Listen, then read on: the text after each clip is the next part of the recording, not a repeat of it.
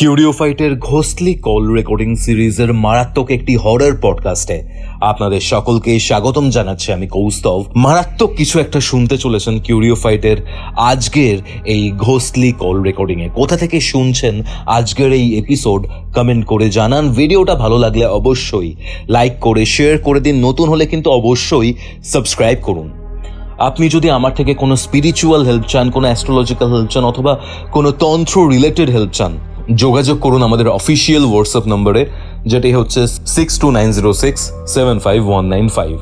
আমি আর কথা বাড়াচ্ছি না, সরাসরি চলে যাচ্ছি কিউরিওফাইটের ঘোস্টলি কল রেকর্ডিং সিরিজের মারাত্মক একটি হরর পডকাস্টে।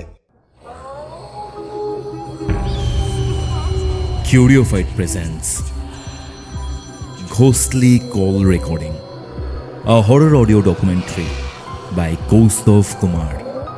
এবার ভয় পাবে তুমিও। হ্যালো তীর্থঙ্কর, কেমন আছো? ভালো আছি দোস্ত, তুমি কেমন আছো? আমিও ভালো আছি। বলো। লেকটাউনের ঘটনাটা শেয়ার করেছিলে, কালপুরুষ রিলেটেড ছিল ঘটনাটা। ঘটনাটা প্রচন্ড ভয়ের ছিল, বাট আগের রেকর্ডিং এ একটা ইন্ডিকেশন পাওয়া গেছিল তোমার লাইফে এটা ছাড়াও আরেকটা ঘটনা ঘটেছে, এবং যেটা তোমার মানে খুব ক্লোজ রিলেটিভদের সাথেই ঘটেছে। একদম ঠিক। মানে তোমাদের সাথে যখন ঘটনাটা ঘটছে সাইমালটেনিয়াসলি ওদের সাথে হয়তো এই ঘটনাটা ঘটছিল, এবং একদম ঠিক। মানে মাল্টিপল ডেথস রয়েছে এই ঘটনাতে। অনেকগুলো ভয়ঙ্কর মৃত্যু রয়েছে, এবং মৃত্যুর কারণ সম্পর্কে ঘটনাটা শেষ অব্দি শুনলে হয়তো জানা যাবে বা বোঝা যাবে, বোঝা নাও যেতে পারে, আই ডোন্ট নো। বাট তুমি যতটা আমাকে জানিয়েছো এর আগে, আমার সত্যি কথা বলতে প্রচন্ড ক্রিপি লেগেছে এবং প্রচন্ড ভয় লেগেছে পুরো জিনিসটা শুনে। কি ঘটেছিল তীর্থঙ্কর, একদম শুরু থেকে আমি জানতে চাই। ঘটনাটা স্টার্টিং মানে কোনখান থেকে? প্রথম কথা ঘটনাটা শুরু হয়েছিল পার্সিয়ালি যখন যেই ইয়ারে, তার সঙ্গে সঙ্গে আমাদের সঙ্গেও অনেক কিছু ঘটনা, ওই আমি আগে যেই ঘটনাটি বলেছি সেটির সঙ্গে মার্জ রয়েছে। ঘটনাটা শুরু হয়েছিল 2012 সালে। 2012-তে আমার এক দুঃসম্পর্কের পিসি আমাদের লেকটাউন এরিয়াতে আসে এবং এসে আমার বাবাকে বলে যে একটি বাড়ি দেখে দেওয়ার জন্য। তো আমার বাবা সেই কথা অনুযায়ী একটি বাড়ি দেখে দেয়, এবং বাড়িটি হয় হচ্ছে আমাদের পুকুর সংলগ্ন একটি এরিয়াতে, মানে পুকুরের ঠিক গায়ে। সেই অনুযায়ী বাড়িটি পুকুরের যেহেতু উত্তর দিকে বাড়িটি ছিল, খুব সুন্দর লোকেশনটা, সুন্দর হাওয়া বইতো, তার জন্য পিসিকে রেকমেন্ড করেছে এবং পিসি দুজনেরই পছন্দ হয়েছিল। পছন্দ হওয়ার কারণে বাড়িটি পিসিরা যখন বাড়িটি পিসিরা কেনে, তখন পিসিদের পরিবারে 5টা মানুষ, আমার পিসমশাই, পিসির 2টি মেয়ে এবং একটি ছোট ছেলে। আমার পিসির 2টি মেয়েই তখন প্রাপ্তবয়স্ক, মানে বিয়ে হওয়ার মতন অবস্থা। এবং 2012-তে যখন তারা ঢোকে, তখন সেই বছরই আমার পিসির বড় মেয়ে বিয়ে করে, এবং সে লাভ ম্যারেজ করে পালিয়ে গিয়ে। তার জন্য পিসমশাইয়ের সঙ্গে তার বিয়ের পর সম্পর্কটা ঠিক ভালো হয়নি। কিন্তু 2013-তে গিয়ে আমার একটা গুড নিউজ আসে যে আমার পিসির বড় মেয়ে প্রেগনেন্ট হয়েছে। প্রেগনেন্ট হওয়ার পর আমার পিসিরা দিদিকে মেনে নেয়। দিদিকে মেনে নিতে ওই বাড়িতে আবার দিদি ফেরত আসে। প্রেগনেন্সির আগে যেটা সব মেয়েদের হয়, যে একটু মায়ের কাছে, বাবার কাছে থাকবে, বাপের বাড়ি থাকবে, সেই অনুযায়ী ওই বাড়িতে ফেরত আসে এবং বাড়িতে কিছু মাস কাটায়। ঠিক আছে, ঘটনাটা শুরু ঠিক এই জায়গা থেকে। ঘটনাটা শুরু বলতে, যখন আমার দিদি প্রেগনেন্ট হওয়ার পর কিছু মাস যায়, 4-5 মাস যায়, যখন ওই বাড়িতে আসে, বাড়িতে আসার পর 3-4 মাস কাটায়, যখন তার ঠিক 8 মাস নাগাদ আমার দিদির একদিন রাতের বেলায়, ঠিক মাঝরাতে, প্রচন্ডভাবে পেটে ব্যথা শুরু হয়। ঠিক আছে, যেটা অনেক দিক দিয়ে দেখতে নর্মাল লাগে, কিন্তু এখানে কোনোভাবেই নর্মাল নয় জিনিসটা। সেটা আমি পরে গিয়ে বলবো জিনিসটার মধ্যে কি অ্যাবনর্মালিটি রয়েছে। পেটে ব্যথা শুরু হয় এবং ওই পেটে ব্যথার দরুন আমার পিসমশাই আমাদের ডাকে, সবাই মিলে আমরা দিদিকে নিয়ে নিকটবর্তী একটি হসপিটালে যাই। হসপিটালে যাওয়ার ঠিক একদিনের মধ্যে দুঃখজনকভাবে আমার দিদি মারা যায়। মানে বাচ্চা দিদি দুজনেই মারা যায়? বাচ্চা দিদি দুজনেই মারা যায়। আচ্ছা আচ্ছা। হয়েছিল এটাই যে রাতের বেলা দিদির পেটে ওই জল সরে যাওয়া, যেটাকে বলে লিক হয়ে গেছিল। লিক হয়ে যেতে ওই অবস্থায় দিদিকে নিয়ে, যখন দিদির কনস্ট্যান্টলি ব্লিডিং হচ্ছিল, সেটার কারণ কেউ জানে না, কেন ব্লিডিং হচ্ছিল। দিদি যখন ব্লিডিং হচ্ছিল, যখন আমরা নিয়ে যাই, দিদি বলছিল যে দিদি জানে না কেন ব্লিডিং হচ্ছে, কিন্তু ব্লিডিং হওয়ার এটা কথা নয়। কেন বাচ্চা পুরো জল যখন সরে যাচ্ছে তখন তো হতেই পারে ব্লিডিং নাকি? জল ছড়ার আগে তো মা বুঝতে পারে যে আমার জল সরবে, কিন্তু দিদির মধ্যে তো অমনি কোনো সিমটমই ছিল না যে জল সরবে। বাচ্চা নর্মালি নড়াচড়া করছিল দিদির কথা অনুযায়ী। আমরা দিদির সঙ্গে খুবই অল্প সময় কথা বলি, এবং যখন নিয়ে যাই মানে দিদি অঝরে কাঁদছিল, এবং নিয়ে যাওয়ার পর একদিনের মধ্যে আমার খুবই দুঃখজনকভাবে আমার দিদি এবং দিদির বাচ্চাটি দুজনই মারা যায়, এবং দিদিকে দাহ করা হয়। মারা যাওয়াটা খুব মানে কি বলবো, মানে এই যে মারা যাওয়ার মানে যে জিনিসটা ঘটেছে ওখানে, এটা আমাদের কাছে খুবই বেদনাদায়ক। মানে এটা আমরা মানতে পারিনি কৌস্তব, কিন্তু স্বাভাবিক। কিন্তু যত দিন এগায় ওই বাড়িটিতে থাকতে থাকতে একের পর এক ইনসিডেন্ট ঘটতে থাকে, তখন আমরা সামঞ্জস্যপূর্ণ জিনিসটা মিলিয়ে নিতে পারি যে কেন হয়েছে না হয়েছে। সেটা আমি গল্পের এই ঘটনার যত ভেতরে যাব তত তুমি বুঝতে পারবে। আমার দিদিকে আমরা দাহ করি এবং বাচ্চাটিকে আমরা করি, গ্রেভ দিই, যেটা হিন্দু শাস্ত্র অনুযায়ী যা মত, এবং এই অনুযায়ী দিদিকে প্রেগনেন্ট ওই সময় ডেলিভারিও করা হয়, বাচ্চাটিকে ডেলিভারিও করা হয়। তারপরে আমার দিদির ওই মারা যাওয়ার শোকটি আমার পিসি নিতে পারিনি। মানে হুট করে একটা বাচ্চা সমেত তার মেয়েটি খুশি আনন্দে ছিল, তার ডেলিভারি হবে, এবং এত মাস কাটানোর পর যখন মারা গেল, সে আমার পিসি জিনিসটা একদমই নিতে পারিনি। 2013-তে আমার দিদি মারা যায়, এবং 2014-এর ঠিক মিডিলে আমার পিসি একটু মেন্টালি মানে একটু মাথা খারাপ টাইপের, মানে মেন্টালি ডিফেক্ট মতন, মানে যেটা হয় একটা মেয়ে মরে যাওয়া, সেটা মানতে পারিনি। মানতে না পারতে আমার পিসমশাই কাজে গেছিল, আমার এক ভাই রয়েছে, ভাই ও স্কুলে গেছিল, আর যে ছোট দিদি রয়েছে সে তখন পড়াশোনা করতে, সে কলেজ গেছিল, সেও প্রাপ্তবয়স্ক, 3rd ইয়ারে পড়তো ওই সময়, সে কলেজ গেছিল। আমার পিসি ফিনাইল খেয়ে করে, এবং যখন সুইসাইড করে, আমি জিনিসটা বলি যে আমাদের ওই পুকুর সংলগ্ন যেহেতু বললাম বাড়িটি, ফিনাইল খেয়ে আমার পিসি পুকুরে ঝাঁপ মারে। ঠিক আছে, ঝাঁপ মেরে নিজের দেহ মানে এই হলো, তিনি তখন ত্যাগ করে, এবং পরে আমরা সবাই তাকে উদ্ধার করি। এখানে একটা জিনিস বলার আছে আমার কৌস্তব, বাড়িটার একটু ডেফিনেশন দেওয়াটা খুব জরুরি এখানে। আমি এতদূর বলার পর, বাড়িটির পুকুর সংলগ্ন, বাড়িটির একধারে একটি ঘাট নেমে গেছে, যেটি প্রাইভেট মানে পার্সোনাল ঘাট, বাড়িটির সঙ্গে যোগাযোগ ঘাটটি রয়েছে, এবং বাড়িটির পেছন পাড়ে একটি খালি জায়গা রয়েছে। পুকুর যেদিকটা রয়েছে, ওই পুকুরের এক সাইডে একটি বাথরুম রয়েছে, মানে যেটা বাড়ির বাইরের বাথরুম হয় না অনেকের, এবং ওই বাথরুমের গায়ে একটি তেঁতুল গাছ রয়েছে। আবার ওই তেঁতুল গাছটি এসে বাড়ির ছাদের মধ্যে পড়েছে, ঠিক আছে, মানে ডালপালা পড়েছে। আমার পিসি মারা যাবার পর আমার পিসমশাই, সেটিও আমাদের কাছে 1 বছরের মধ্যে যেহেতু দুটি মৃত্যু ঘটে, আমাদের পরিবারের কাছে একটি শোকের ছায়া নেমে পড়ে, এবং শোকের ছায়া নেমে যাওয়ার দরুনে, এবং আমার পিসমশাইও তখন একটু মানে একটা বুঝতেই পারো, 1 বছরের মধ্যে তার মেয়ে এবং তার ওয়াইফ দুজনে মারা যাওয়াটা সে মেনে নিতে পারিনি ওই সময়।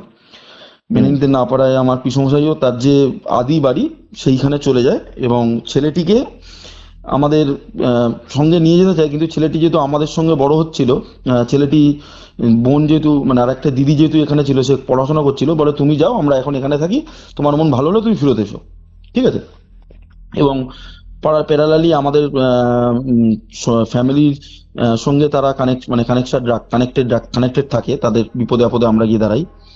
এবং ঠিক পিসি মারা যাবার 1 বছরের মধ্যে, 1 বছর জাস্ট ক্রস করেনি আমার যতদূর মনে হয়, তার মধ্যে আমার পিসির যে ছোট মেয়েটি, সেও লাভ ম্যারেজ করে, এবং সে লাভ ম্যারেজ করে একটা অন্য কাস্টের ছেলের সঙ্গে, ঠিক আছে। এবং সেটিও আমাদের কাছে মানে অন্য কাস্টের ছেলেকে আমাদের তখনকার সময় মেনে নেওয়া হয়তো আমাদের ফ্যামিলির পক্ষে মানে সুবিধা হয়নি, মানে ঠিক মেনে নিতে পারিনি। মেনে নিতে না পারতে তখন আমার পিসির মেয়ে বলে যে আমি আমার বরকে নিয়ে, আমার ভাইকে নিয়ে আমি এই বাড়িতেই থাকবো। তো আমার পিসমশাই আসে। পিসমশাই তো এমনি ভেঙে পড়েছিলেন, তো উনি বলেন তুই যা ইচ্ছা তাই কর, আমি ভাইকে নিয়ে চলে গেলাম, তুই যা পারিস তাই কর বলে পিসমশাই এসে আমার ভাইটিকে নিয়ে চলে যায়। এবং তারা দুজনে বেশ বিয়ের পর হ্যাপি ফ্যামিলির মতন ওই বাড়িটিতেই থাকতে শুরু করে। ঠিক আছে, বাড়িটিতে থাকার ঠিক 6 মাসের মধ্যে হুট করে আমাদের সঙ্গে তখন হালকা হালকা ওদের সম্পর্ক। হুট করে একদিন ওই পাড়াটি ঠিক আমাদের পাশের পাড়া, ওই পাড়া থেকে একজন দৌড়ে এসে আমাদের দেখে বলছে যে তোমরা এসো, তাড়াতাড়ি এসো, ওই বাড়ি চলো, তোমার বোনের বাড়ি চলো। তো আমার বাবা কাকা আমরা সবাই বেরিয়েছে। বলছি কেন, কি হয়েছে? বলছে তোমার বোনের ছোট মেয়েটি ছিল, সে গায়ে আগুন দিয়েছে। গায়ে আগুন দিয়েছে? গায়ে আগুন দিয়েছে। আচ্ছা। এবং ওই বাড়ির আশেপাশে, কৌস্তব বাড়িটি এমন জায়গায় ছিল, পুকুরের তো মানে উত্তর দিকে বাড়ির আশেপাশে না পুকুরের ওই বড় বড় গাছপালা ছিল, বুঝলে, মানে পুকুরের সংলগ্ন যে এরিয়া হয় ওর গাছপালা ছিল, মানে বাড়িগুলো একটু দূরেই। আর বাড়িটির ঠিক একটুখানি রাস্তা থেকে ক্রস করে একটু এগিয়ে গেলে একটা চায়ের দোকান। আমার ওই দিদি গায়ে আগুন দিয়ে ছাদের ওপর দৌড়াদৌড়ি করছে। মানে ছাদে মনে হয়, যতদূর আমরা বুঝতে মানে শুনেছি, ছাদের ওপর দাঁড়িয়ে সন্ধেবেলায় গায়ে কেরাসিন ঢেলে আগুন দিয়ে ছাদের ওপর আগুন নিয়ে দৌড়াদৌড়ি করছে। মানে কি ভয়ানক সিচুয়েশন, তুমি বুঝতে পারছো? স্বাভাবিক, মানে এই জিনিসটা, আর ও তো নিজের মর্জিতে বিয়ে করে রয়েছে, বাড়ি থেকে কেউ কিছু বলেনি। এবং ওর থেকে আশ্চর্যজনক, হ্যাঁ ওর থেকে আশ্চর্যজনক, ও যখন গায়ে আগুন দিয়েছে আমাদের ওই জামাই নিচে ঘরে বসে রয়েছে, সে ওকে আটকাতে যায়নি। সে শুনতে পাচ্ছে, সে আটকাতে যায়নি। কি অদ্ভুত! মানে অদ্ভুত বলতে, মানে তাকে যখন পরে আমরা মানে ধরে জিজ্ঞাসা করি যে তুমি কেন এমনি করলে, কেন ও যখন আগুন দিচ্ছে তুমি শুনতে পেয়ে যাওনি, মানে সে যেন মানে তাকে যেন বোবায় ধরেছে, সে কিছু বলতে পারছে না। সে বলছে হ্যাঁ এমনি হয়েছে, তাই কোথায়, মানে সে যেন, মানে তার মধ্যে যেন সে নেই। এইগুলো তখনও আমাদের মাথায় কিচ্ছু আসেনি। তখন তো আমরা তাকে কোনো রকমে দিদিকে নিয়ে আমরা নিকটবর্তী আরজি করে যাই, আরজি কর থেকে বার্নিং ডিপার্টমেন্টে পাঠায়। এবং পুরো গা 90% বার্নের কারণে 4 দিনের মধ্যে আমার এই দিদিরও মৃত্যুবরণ হলো, মানে দিদি মারা গেল। মারা যাওয়ার পর জামাইবাবুকে রীতিমতন, যেহেতু এটা সুইসাইড কেস হয়েছিল, সুইসাইড কেসের জন্য পুলিশি বিভিন্ন পদক্ষেপের জন্য জামাইবাবু অ্যারেস্ট হয়েছিল, এবং তারপরে তারা আর ওই বাড়িতে ফেরত আসেনি। এবং যখন আমরা ছাদে যাই, ছাদে গিয়ে আমরা বুঝতে পারি, ওই বাড়ির ছাদে যখন যাই, মানে আগুন লাগার পরে দিদি যখন মারা গেল, যে ছাদে একটি ওই ট্যাঙ্ক, মানে ওই প্রত্যেক বাড়ির ছাদে ট্যাঙ্ক থাকে তো, কালো রঙের যে ট্যাঙ্ক, ওই ট্যাঙ্কের গায়ে দাঁড়িয়ে দিদি গায়ে কেরোসিন তেলে আগুন জ্বালিয়েছে, এবং ছাদের মধ্যে দৌড়াদৌড়ি করে সেটির মানে গায়ের যে চামড়া বলো কাপড় বলো জ্বলে জ্বলে ছাদের মধ্যে পড়ে রয়েছে। ও টিল ডেট, যখন আমরা 1 সপ্তাহ 10 দিন পরে ওই বাড়ির ছাদে গেছি তখনও, মানে এতটাই ভয়ানক জিনিসটা। তারপর তখনও ক্লিয়ার হয়নি। আমরা গিয়ে বাড়িটিকে পুরোপুরি লক করি এবং পিসমশাইকে ডাকি। পিসমশাই একদমই ভেঙে পড়ে, আর ভাইকে নিয়ে পিসমশাই তখন আমার বাবা কাকাকে বলে দেখো এই বাড়িতে তো এত কিছু ঘটে গেছে, তোমরা না একটু বাড়িটা বিক্রি করে দেওয়ার চেষ্টা করো। আমি তো ছেলেকে নিয়ে আমার গ্রামের বাড়ি চলে গেছি, তাদের গ্রামের বাড়ি বাঁকুড়া ছিল, বাঁকুড়া কোনো একটা জায়গা ছিল, তা আমি তো চলে গেছি, তোমরা একটু বাড়িটা বিক্রি করার চেষ্টা করো, যা দামে হয় আমি ছেড়ে দেবো, আমার কাছে এটা বড় ব্যাপার না। তখন বাবা কাকা বলে ঠিক আছে। এবং সার্কামস্টেন্সলি ওই সময় আমার এক মাসির মেয়ে, কলকাতা, মানে আমার মাসির মেয়ে, মানে যেখানে মাসির মেয়ের হাজব্যান্ড হচ্ছে লোকো পাইলট। এবার লোকো পাইলট মানে হচ্ছে তার আজকে এখানে তো কালকে ওখানে তো পরশু ওখানে এমনি পোস্টিং হয়। তো আমার নিজের মাসির মেয়ে, তার পোস্টিং হয় হচ্ছে শিয়ালদা শাখায় পোস্টিং হওয়ার কারণে তারা একটি বাড়ি খুঁজছিল, যে কলকাতার মধ্যে আমার মাসিরা থাকে হচ্ছে শিলিগুড়িতে, তারা একটি বাড়ি খুঁজছিল যে আমরা কলকাতার মধ্যে একটা বাড়ি ভাড়া নেবো, আমাদের একটা বাড়ি একটু ভাড়া দেওয়ার ব্যবস্থা করে দে। আমাকে ফোন করেছে, দাদাকে ফোন করেছে। তো ওই অনুযায়ী আমার বাবা তখন বলে বাড়ি ভাড়া কেন নিবি, ওই বাড়িটা তো পড়ে রয়েছে, ওই বাড়িটা তোরা নিয়ে নে।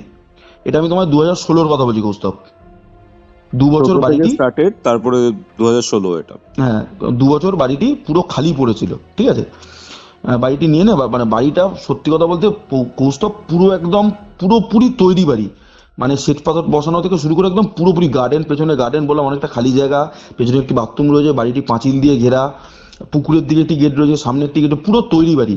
এবং আমার তখন বোন বলে যে, বোন যেহেতু জানতো আগের ম্যাটারগুলো, বোন বলে যে ওই বাড়িতে এত কিছু হয়েছে, কোনো অসুবিধা হবে না তো? এবার আমার জামাই হচ্ছে যেহেতু লোকো পাইলট, ও পুরোপুরি নাস্তিক, ও না ভূত বিশ্বাস করে না ভগবান বিশ্বাস করে, মানে এমন ধরনের।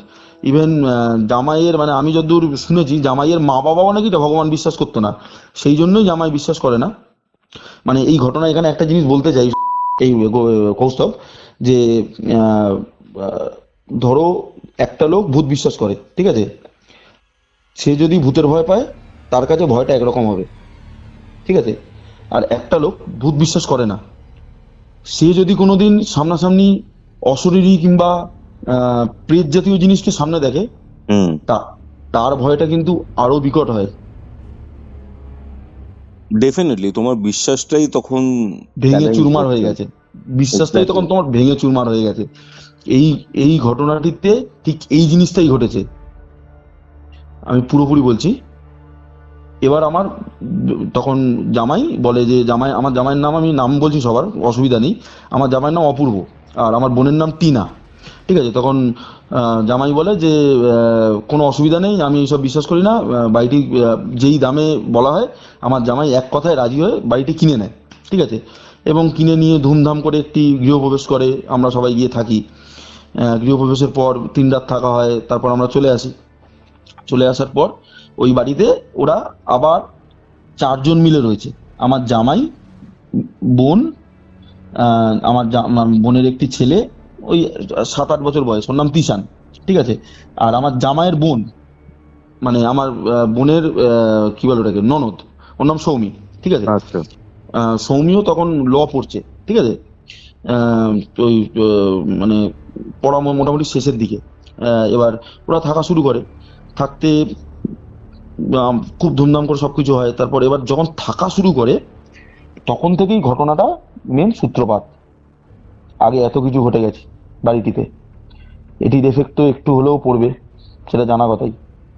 এবং বাড়িটিতে যখন প্রথম থাকা শুরু করে, আমরা যখন চলে আসি, প্রথমে একদিন আমার ওই সৌমি বলে যে মেয়েটি, আমার বোনের ননদ, ও একদিন সন্ধ্যেবেলায়, মানে সন্ধ্যে বলতে ঠিক ওই 8টা 8:30 নাগাদ, ঠিক আছে, বয়ফ্রেন্ডের সঙ্গে কথা বলার জন্য ছাদের উপর, একতলা বাড়ি, ছাদের উপর মানে ঘুরতে ঘুরতে বয়ফ্রেন্ডের সঙ্গে কথা বলছি ফোনে, যেটা হয় ন্যাচারালি, সবাই যেটা বলে।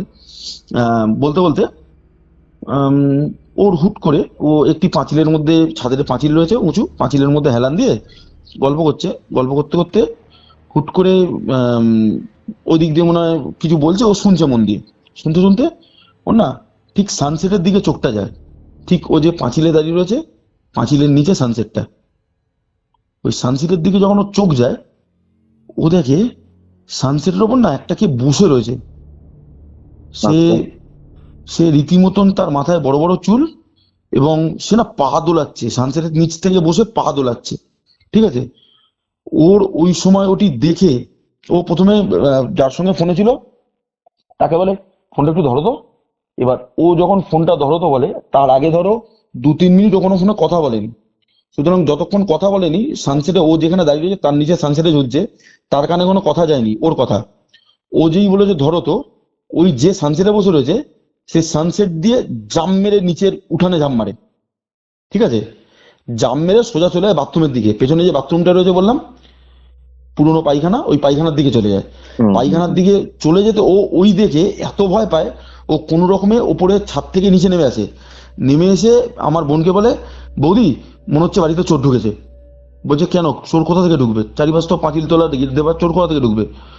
তখন আমার ওই বাড়িতে আমার মানে জামাইও রয়েছে, তখন বলে দাদা কোথায়, বলে দাদা ঘরে। বলে দাদা বাড়িতে না চোর ঢুকেছে। বলছে কোথায় চোর ঢুকেছে, বলছে আমাদের সানসেটের উপর বসেছিল, আমি যেই আমার কথা শুনতে পেরেছে, ঝাঁপ মেরে উঠোনে ঝাঁপ মেরেছে, উঠোনে ঝাঁপ মেরে বাথরুমে চলে গেছে, পেছনের বাথরুমটায়। বলছে চোর ঢুকেছে কেমন দেখতে, বলছে মাথায় বড় বড় চুল, এবং লম্বা মতন চেহারাটা, পা দোলাচ্ছিল বসে, ঠিক আছে। আমার তখন জামাই বলে ঠিক আছে চল দেখি পেছনের বাথরুমটায়, বলে জামাই বেরিয়ে আসে, বেরিয়ে এসে পেছনের বাথরুমটি চেক করে, চেক করে কিছু পায়নি, ঠিক আছে। না পেরে ওকে এবার ওকে বকে যে হেই তুই ভুলভাল দেখেছিস, এটা হতেই পারে না। তখন আমার বোনের মনে সন্দেহ হয় যে পা দোলাচ্ছে এতে বসে, সানসেটে বসে, এটি কি আদেও চোর না প্রেত জাতীয় কিছু। কিন্তু যেহেতু আমার জামাই পুরোপুরি নাস্তিক, জিনিসটা বিশ্বাস করতে পারিনি। গেল ফার্স্ট ইনসিডেন্ট, ঠিক আছে। এবার শুরু হয় আমার জামাই না মাঝে মাঝে ভোরবেলায়, মানে নাইট ডিউটি করে ভোরের দিকে, মানে 3টে সাড়ে 3টের সময় বাড়ি ফিরতো, ঠিক আছে। যখন বাড়ি ফিরতো, ওর কাছে বাড়ির পুরো সামনের গেটের তালা এবং মেন দরজার তালা মানে চাবি থাকতো। ও যখন বাড়ি ফিরেছে, বাড়ি ফিরে প্রথমে গেটের তালাটা খুলেছে, তখন 3টে সাড়ে 3টে বাজে।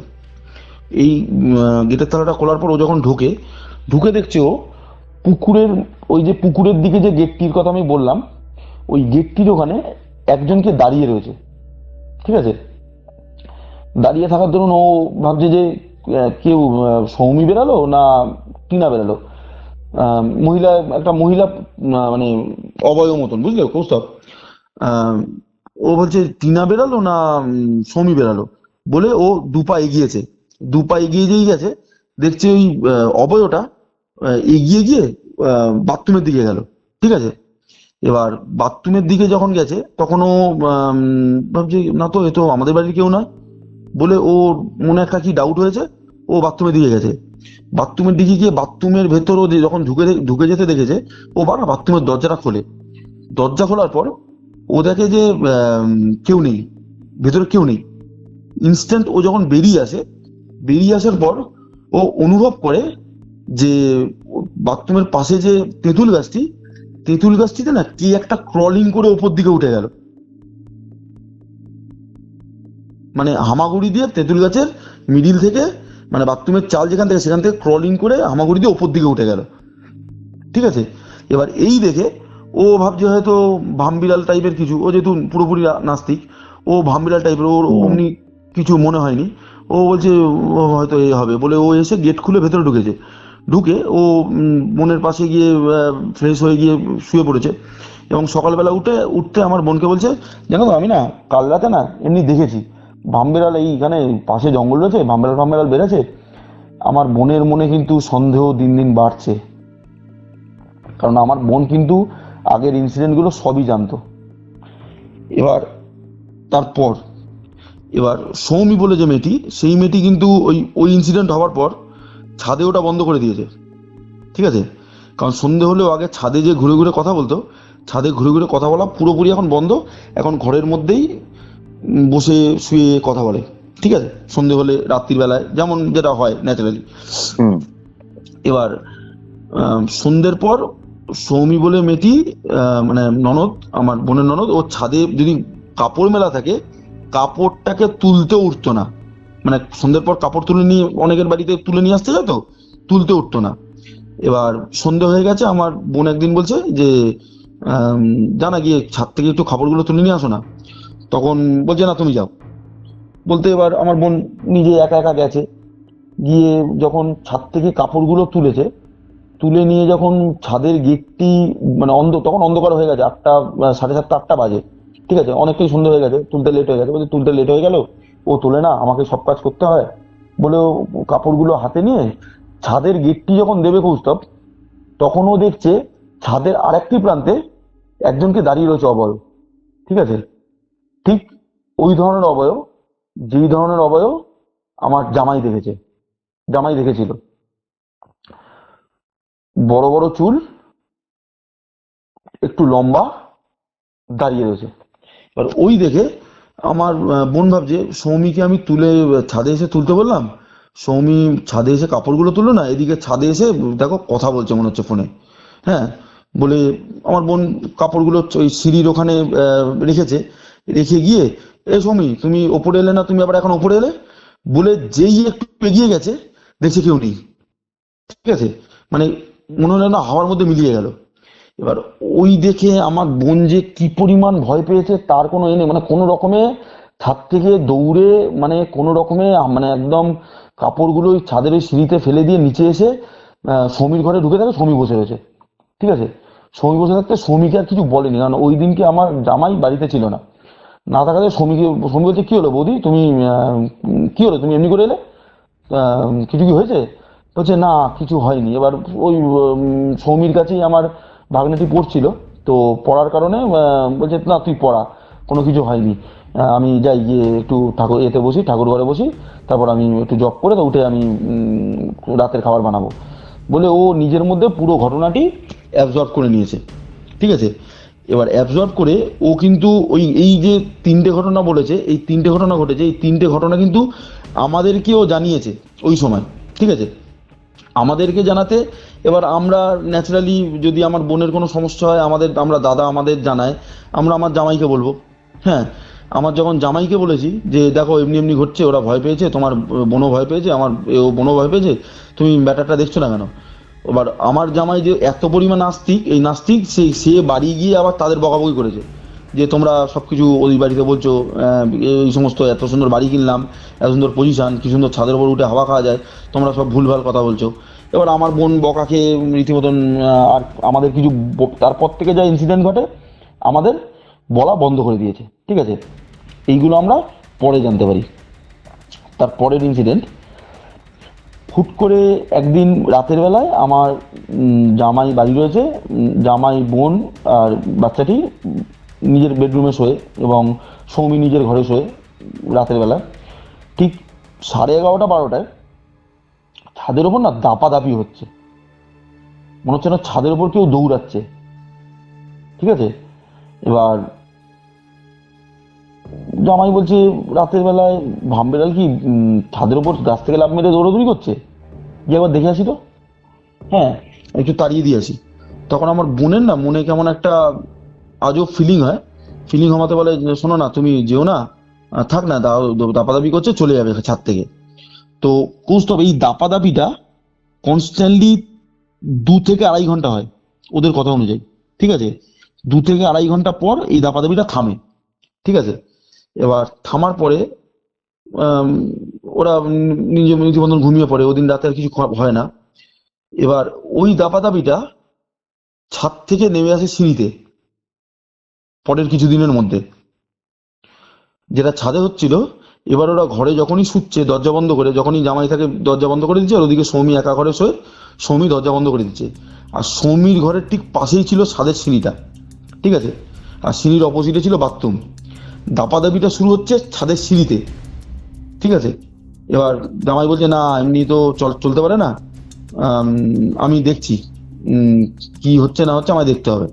হ্যাঁ, তখন বোন আবার তাকে বাধা দেয়, দেখো হচ্ছে ছাদের তো সে আটকানোই, কি আবার দাপাদাপি করছে, কেউ হয়তো করছে না, ও আমাদের হয়তো কান বাজছে বলে আমার জামাই ওই দিনকে সাহস দেখিয়ে ছাদের সিঁড়ির ওপর থেকে ছাদে ওঠে। ঠিক আছে, যখন ছাদে ওঠে কৌস্তব, প্রথমবার যখন সৌমি একজনকে দেখেছিল সানসেটের ওপর বসে থাকতে পা দোলাতে, ঠিক ওই প্রেতটি ওই দিনকে ছাদের ওপর বসে পা দোলাচ্ছিল, ছাদের পাঁচিলের ওপর বসে। এবং আমার জামাই যখন ছাদে গিয়ে হাজির হয়, ওই প্রেতটি লাফ মেরে ওই তেঁতুল গাছের ওপর বসে এবং ওটি আমার জামাই দেখে ওর মানে যে বিশ্বাসটা ছিল যে কিছু হয় না, মানে ও ওই দিন এত পরিমাণ প্রথমে তো চিৎকার চেঁচামেচি করার পর এত পরিমাণ ভয় পায়, মানে ও রীতিমতন ওইখান থেকে নেমে এসে ঘরে এসে আমার বোনকে বলে যে ছিটকিনি তুলে দাও, সৌমিকে এই ঘরে এসে শুতে বলো আমাদের সঙ্গে, আমি দরকার হলে মাটিতে শুয়ে পড়ছি। ঠিক আছে, আমি আজকে কিছু বলবো না, কালকে ছাদের ওপর কী হয়েছে জানি না, কালকে তোমাদের বলবো। ঠিক আছে বলে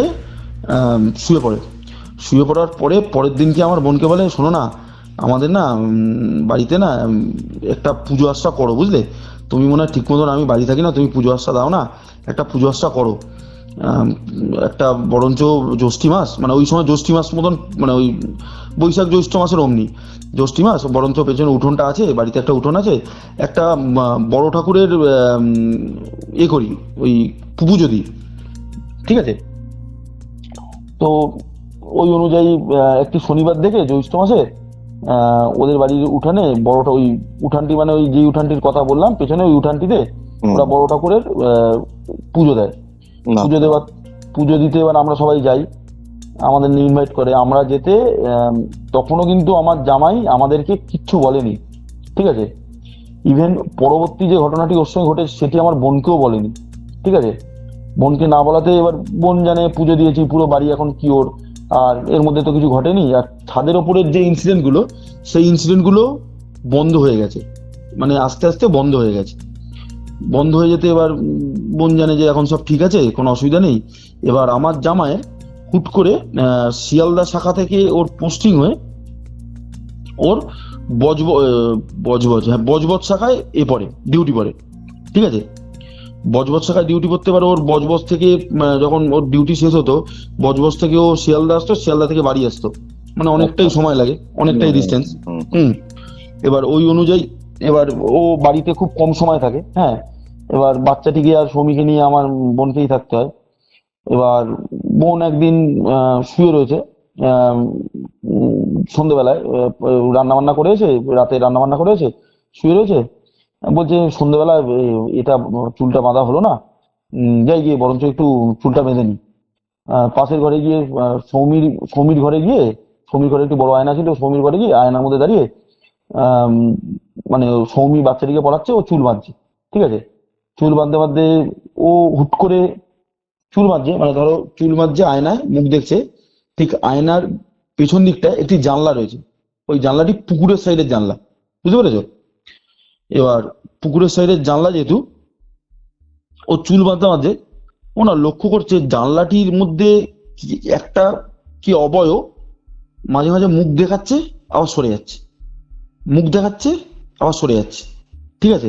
এবার এই জিনিস ঘটতে ও প্রথমে বলছে কে রে, পেছন দিয়ে মুখ দেখাচ্ছে, সরে যাচ্ছে, বলে ও যে পেছন করে দেখে কেউ নেই, ঠিক আছে।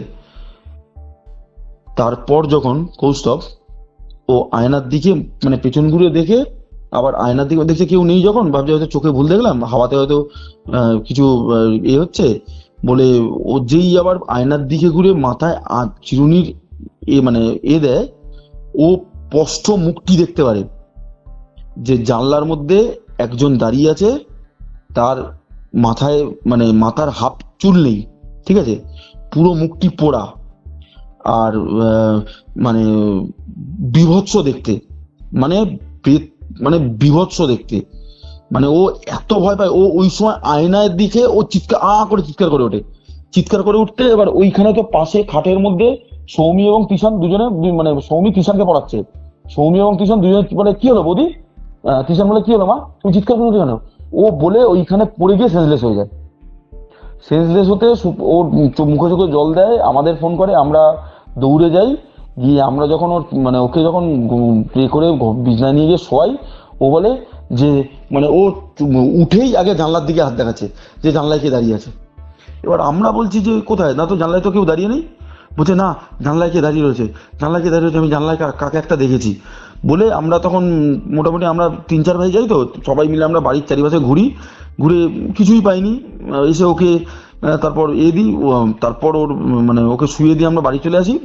এবং তার পরের দিন দিয়ে আমার বোনের সাংঘাতিক জ্বর, তারপর 2-1 দিন পর জ্বর কমে ওই অনুযায়ী, ঠিক আছে। মানে ও এতটা ভয় পেয়ে গেছিল, ও তারপর থেকে সন্ধে হলে ও আর জামাইকেও কিছু বলে না। জামাই যেহেতু এইগুলো বিশ্বাস করে না, ও জামাইকে না এইগুলো বলার সাহস পায় না। ও বলো আর সৌমি বলো, এগুলো বলার সাহস পায় না। ওরা ঠিক তারপর থেকে বিকেল হলেই না জানলায় ছিটকিনি দিয়ে বসে থাকতো, মানে জানলা দরজায় ছিটকিনি তুলে বসে থাকতো না, এত ওদের মধ্যে ভয়টা ভেতর থেকে কাজ করেছে, বুঝেছো তো। এবার এমনি হলো, হবার পর এবার কি করা যায়। এবার আমার জামাইয়ের না এখানে একটা শখ বলি, আমার জামাই না প্রচন্ড পাখির শখ, মানে ওই অনেকে বাড়িতে পাখি পোষে না খাঁচার মধ্যে, পাখির শখ। এবার আমার জামাই মোটামুটি ওই আমাদের ওই পাইকপাড়ার বলছি, ওই আরজিগড়ের যে ওইখানে যে ওই স্ট্রিটটা, ওইখানে ওই পাখির হাট থেকে গিয়ে ওই বিভিন্ন ধরনের বদ্রি পাখি, টিয়া পাখি, এই সমস্ত না তুলে আনতো, মানে নিয়ে আসতো। নিয়ে এসে ওর ওই একটি বারান্দা ছিল ওই পুকুর ধারের দিকে, ওই বারান্দায় রাখতো, ওই পুকুর থেকে হাওয়া আসতো, হ্যাঁ, বেশ পাখিটা রাখতেও সুন্দর লাগতো। এবার পাখিটা মানে একটা আশ্চর্যকর জিনিস, বোনের কাছ দিয়ে শোনা, পাখিটা সন্ধ্যের মানে ন্যাচারালি বার্ডসরা দিনের বেলা ক্যাচ ক্যাচ করে, রাত হলে খাওয়া দাওয়া করে ঘুমিয়ে পড়ে, এটা ন্যাচারাল। কিন্তু পাখিটা সন্ধে হলে সাংঘাতিক চিৎকার শুরু করে দিত, মানে যেই চিৎকারের কোনো মানে নেই, মানে যেন ওকে কেউ মারতে যাচ্ছে, মানে এমন। আর এটা তো প্রথম গেল, এরপর থেকে শুরু হলো, মানে একটা পাখি আনলো, পাখিটা 1 সপ্তাহ 10 দিন রইলো, তারপরে হুট করে একদিন সকালবেলা উঠে জামাই দেখছে পাখিটা ঘাড় মুটকে খাঁচার মধ্যে পড়ে রয়েছে। পোল্টারগাইস্ট অ্যাক্টিভিটি চলছে পুরো। মানে ভাবা যায় না জিনিসটা, ঘাড় মুটকে খাঁচার মধ্যে পড়ে রয়েছে। এবার একটা গেল, দুটো গেল, এবার এমনি যখন 3 নম্বর গেল, তখন আমার জামাই বলছে মনে হয় ওই ভামবেড়ালে এসে কিংবা কোনো বিড়াল ফিরালে এসে বা পাখিগুলোকে মেরে দিয়ে যাচ্ছে। ঠিক আছে, এটা তো ঠিক না। এমনি করে কৌস্তব 15খানা পাখি মারা গেছে, 15 বার্ডস। তখনও ওনার হুঁশ ফেরেনি। ঠিক আছে, এবার ওনার হুঁশ তো ফিরবে, ওনার হুঁশ তো ফিরতেই হবে, কারণ কনস্ট্যান্টলি এই জিনিস চলতে পারে না। এবার শুরু হলো বাচ্চাটির ওপর অত্যাচার। বাচ্চাটি মানে ওই ওই পেছনে যে কম্পাউন্ডটা, মানে যেখানটা ওই বাথরুম রয়েছে, ওইখানে বাচ্চাটি খেলে, মানে বিকেলবেলায় নেবে ওখানে খেলে। ঠিক আছে, প্রত্যেক 2-3 দিন অন্তর অন্তর, বিশেষ করে শনি মঙ্গলবারে, বাচ্চাটির গায়ে কামড়ানোর দাগ, বাচ্চাটির গায়ে আজরানোর দাগ। মানে একদিন এমন হয়েছে, বাচ্চাটা খেলছে, আমরা বোনের বাড়ি গেছি সন্ধ্যেবেলায়, বাচ্চাটি হুট করে মানে পুকুরের ধারে যে দরজাটা, ওই দরজা দিয়ে কাঁদতে কাঁদতে ঢুকে এসছে ভেতরে। ঠিক আছে, ওর ওই ছোট একটি 3 চাকা সাইকেল ছিল, সাইকেলটি ওই মানে ওই যে কম্পাউন্ডার মধ্যে ও চালাচ্ছিল। ঠিক আছে, চালাতে ও দৌড়ে কাঁদতে কাঁদতে এসে বলছে আমার পিঠে জোরে আঁচড়ে দিয়েছে, আমি ব্যথা সহ্য করতে পারছি না। মানে মোটামুটি আমরা যখন জামা তুলে দেখি, পিঠের মধ্যে 4 আঙুলের লম্বা স্ক্র্যাচ, মানে স্ক্র্যাচ বলতে মনে হচ্ছে মানে সেই স্ক্র্যাচ মানে সেই একটু হয়ে রক্ত বেরিয়ে যাওয়ার মতন হয় না, অমনি স্ক্র্যাচ। আমার বোন বলছে তোর পিঠে কি আঁচড়ালো? বলছে জানি না, একজন আমি তো সাইকেল চালাচ্ছিলাম, একজন না দাঁড়িয়েছিল ওই বাথরুমের দিকটায়, আমি যখন ওই দিকে তুমি এখানে দাঁড়িয়ে আছো কেন জিজ্ঞাসা করতে এসেছি, হুট করে আমার দিকে এগিয়ে এসে মানে আমার মধ্যে দিয়ে বেরিয়ে চলে গেল। বলছে হ্যাঁ সে কি? বলছে তোর মধ্যে দিয়ে বেরিয়ে গেল মানে? সঙ্গে সঙ্গে আমরা দৌড়ে গেছি, তখন সন্ধ্যে নামা, সঙ্গে সঙ্গে আমরা দৌড়ে গেছি, দৌড়ে গিয়ে দেখি না কেউ নেই। তো আমরা বলছি না কেউ নেই, ও হয়তো দেখ কোনো কাঁটা ঝোপ পড়েছে, কিংবা হয়তো কোথাও পড়ে গেছে সাইকেল দিয়ে, তার জন্য স্ক্র্যাচ লেগেছে। তখন আমার বোন বলছে দেখ দাদা, স্ক্র্যাচটা কিন্তু নখের স্ক্র্যাচ, এটা কিন্তু পড়ে যাওয়া স্ক্র্যাচ না, কারণ একটা নখের স্ক্র্যাচ আর একটা পড়ে যাওয়া স্ক্র্যাচের মধ্যে ডিফারেন্স আছে কৌস্তব। ডেফিনেটলি ওই জিনিসটা আমরা দেখি, দেখার পর ঠিক আছে ওকে, জিনিসটা কাটে। তারপর আমরা বোনকে তখন জিজ্ঞাসা করি যে কিরে তোদের ওপর থেকে কি মানে আর কোনো কিছু গেছে, কোনো কিছু হয়েছে? বলে না তেমন তো কিছু হয়নি, আর কিছু এইটা ওর কথা তোরা শুনিস না, এটা কোনো ব্যাপার না। ঠিক আছে, এবার ওকে, এবার প্রচন্ড গরম পড়েছে, ঠিক ওই জ্যৈষ্ঠ মাসের শেষের দিকে, হালকা হালকা হাওয়া বইছে, মানে হালকা হালকা ঝড় উঠেছে। ঠিক আছে, মানে বৃষ্টি হবে এমনি। এবার ঠিক রাতের দিকে আমার মানে ওদের মন থেকে তখন না, মানে অনেক দিন অনেক কিছু হয়নি তো, মানে যেটা হয় ন্যাচারালি এক জায়গায় থাকলে, ওদের মন থেকে ভয়ের জিনিসটা একটু উধাও মতন হয়ে গেছে। ঠিক আছে, পুজো আশ্রা দিয়েছে তো, হালকা হালকা হাওয়া দিচ্ছে তো, আমার বোন, সৌমি আর তিশান 3জন মিলে ওই পুকুর ধারে, জানো তো পুকুর ধারে একটা সিট মতন করা আছে, ওইখানে গিয়ে যখন বসে রয়েছে, ওই হাওয়া দিলে ওই পুকুর ধারে বসতে খুব ভালো লাগে, জানো তো। বসে রয়েছে, হ্যাঁ বসে রয়েছে, বেশ ওরা এনজয় করছে। তখন মোটামুটি 10:30-11টা রাতের খাবার হয়ে গেছে, এই বাড়িতে নেই, জামাই বাড়িতে নেই, ওরা এনজয় করতে করতে ওরা দেখছে, মানে 3জন মিলে, প্রথমে ওদের চোখে পড়েনি, ওরা দেখছে ওই তেঁতুল গাছটির ঠিক গাছটা উঠে না, দুটো ডাল মধ্যিখান থেকে দুদিকে ভাগ হয়েছে, বুঝলে? একটি গেছে ছাদের দিকে, আর একটা গেছে পুকুরের দিকে। ঠিক আছে, ওই পুকুরের দিকে যে ডালটি, ওই ডালের ওইখানে মনে হচ্ছে যেন কে একজন মানে অবয়ব দাঁড়িয়ে রয়েছে, মানে ডালের ওপর উঠে দাঁড়িয়ে রয়েছে।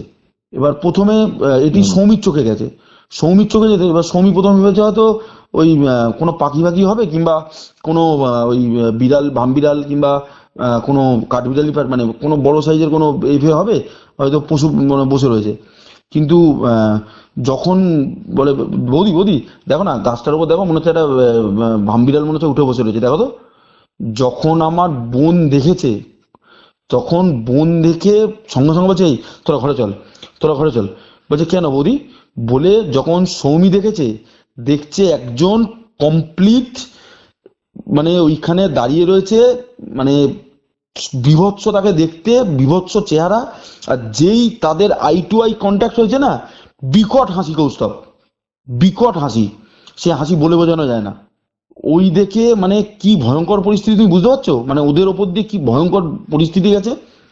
মানে ওই দেখে ওরা কোনো রকমে ঘরে ঢুকে গেছে, ঘরে ঢুকে গিয়ে ছিটকিনি তুলেছে, ছিটকিনি তুলে দিয়ে ওরা ভেতরে ঢুকে আলোচনা করছে দুজন দুজনের, আমরা কি সত্যিই দেখলাম, মানে ওরা তো বিশ্বাস করতে পারছে না জিনিসটা। এবার ওই দিন থেকে আমার মনে, বোনের মনে মারাত্মকভাবে সাংঘাতিকভাবে ভয় ঢুকে গেছে। মানে যেই ভয়ে, মানে সৌমি তো অতটা দেখেনি, আমার বোনই জিনিসটাকে কমপ্লিটলি দেখেছে। মানে এটা অনেকটা ওই রাশিচক্র গ্রহ নক্ষত্রের উপর নির্ভর করে, যার স্ট্রং থাকে সে ভালো দেখে, যার মানে সবকিছু ডিপেন্ডস হয়।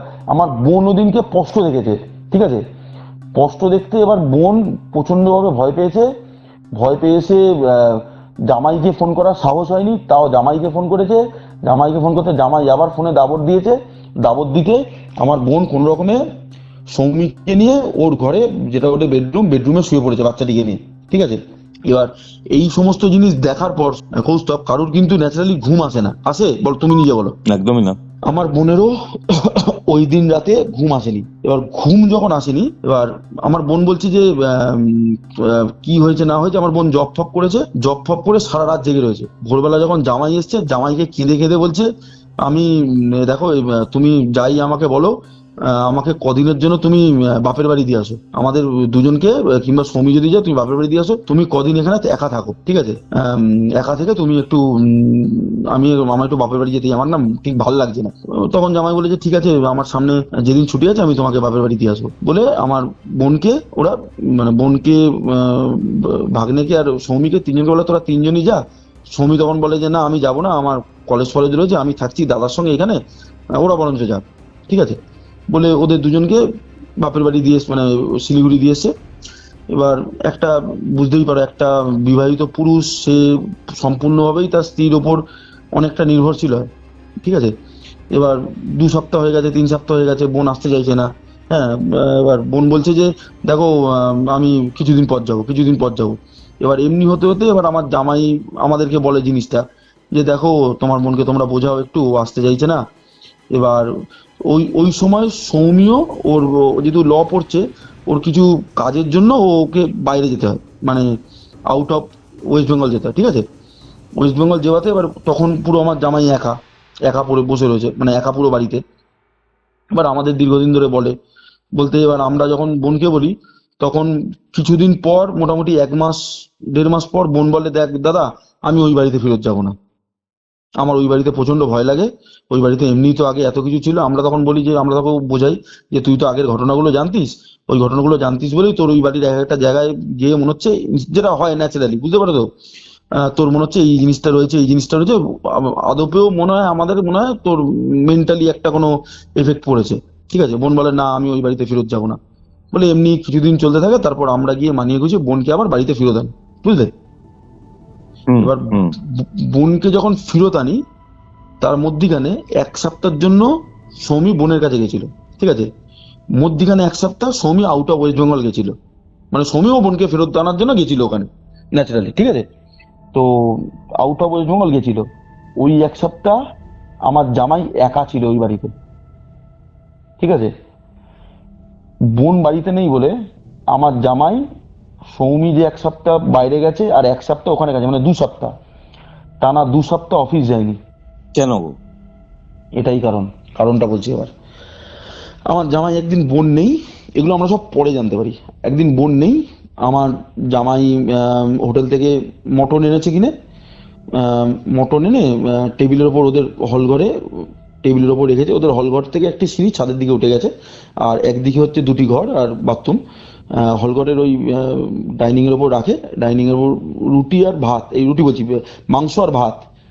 ও অতটা, আমার জামাই না অতটা রান্না বান্না পারে না, এমনি তো সারা জীবন ওকে ডিউটি করে যেতে হয়, ও রান্না বান্না পারতো না। ওই যেদিনের পর থেকে ও অফিস যাওয়া বন্ধ করে সেই দিনকার কথা বলছি আমি এটা। ও মটন আর রাইস এনে সন্ধ্যেবেলা রাখে ডিউটি করে এসে।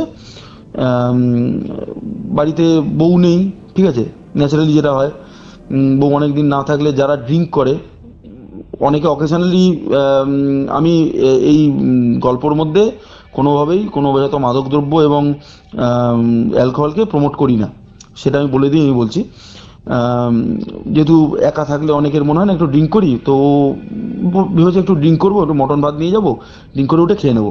ও ড্রিঙ্ক করার আগে ও টিভির ঘর যেটা মানে যেটা ড্রয়িং রুমে ও ওই ড্রিঙ্কের বোতলটা এবং গ্লাসটা রেখে আসে, এবং হল ঘরে ও নিজের মাংসটি এবং ভাতটি বেড়ে দিয়ে আসে, কারণ ড্রিঙ্ক করে উঠে হয়তো এ থাকবে না, পড়ে যাবে, তার জন্য বেড়ে দিয়ে আসে। ও বলে এক দুই গ্লাস খেয়ে গিয়ে তারপর ওইখানে গিয়ে আমি ভাতটা খেয়ে নেবো। ও যখন ড্রিঙ্ক করতে ঢোকার সময় ও ভাতটা বেড়ে দেয়, এবং ড্রিঙ্ক করে যখন বেরায় না, তখন ও দেখে যে ওর হলঘরের লাইটটা নেভানো, যে লাইটটি আগে জ্বালানো ছিল কৌস্তব, আচ্ছা। নেভানো। এবার ও ভাবে যে আমি কি লাইট নিভিয়ে দিয়ে ঢুকলাম, না, খাবার বেরিয়ে তো আমি লাইট নেভাবো না, তো হবে হয়তো লাইটটা নিভে গেছে কোনোভাবে, হ্যাঁ বলে ও যখন দেখছে, মানে মানে ধরো তুমি একটা ঘরে বসে রয়েছো এবং তোমার পাশের ঘরে যদি লাইট অফ থাকে, তোমার যদি দরজা খোলা থাকে, তুমি কিন্তু বুঝতে পারবে ওই ঘরে লাইট অফ হয়ে গেছে, রাইট? ও ওটাই বুঝতে পেরেছে ওই ঘরে লাইট অফ হয়ে গেছে বলে ও ওই অবস্থায় উঠে, যখন মানে তখন ও ড্রিঙ্কও শুরু করেনি, ঠিক আছে, মানে ও বসে হয়তো খেলা কোনো টিভিতে কোনো কিছু দেখছিল ড্রয়িং রুমে, ঠিক আছে, ড্রিঙ্কটা শুরু করবে। ও ওই অবস্থা যখন উঠে গেছে, উঠে গিয়ে দেখে যে ওই মাংস আর ভাতের থালায় অন্ধকারের মধ্যে কে বসে খাচ্ছে, বাড়িতে কিন্তু ও একা, কেউ নেই, এটা দেখছে স্পষ্ট? স্পষ্ট দেখছে ও। আচ্ছা। মানে ও কিন্তু ভূত মানত না, ও কিন্তু নাস্তিক। ওর সঙ্গে একটা ঘটনা ঘটেছে, সেটির পর ও বাড়িতে, যে নাস্তিক সে পুজো আশ্রা করতে বলেছে, বুঝতে পারছো জিনিসটা?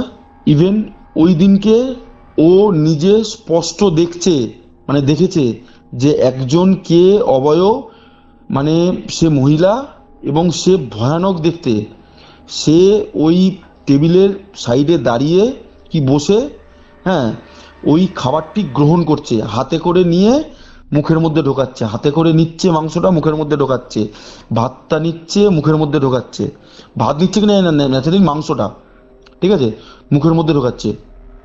ওই দেখে ও, মানে ওর কথা অনুযায়ী আমরা যেটা পরে জানতে পারি, ওই দেখে ও নাকি ওই দিকে আকৃষ্ট হয়। এটা কি করে হয় আমি জানি না কৌস্তব, এটা তুমি বলতে পারবে।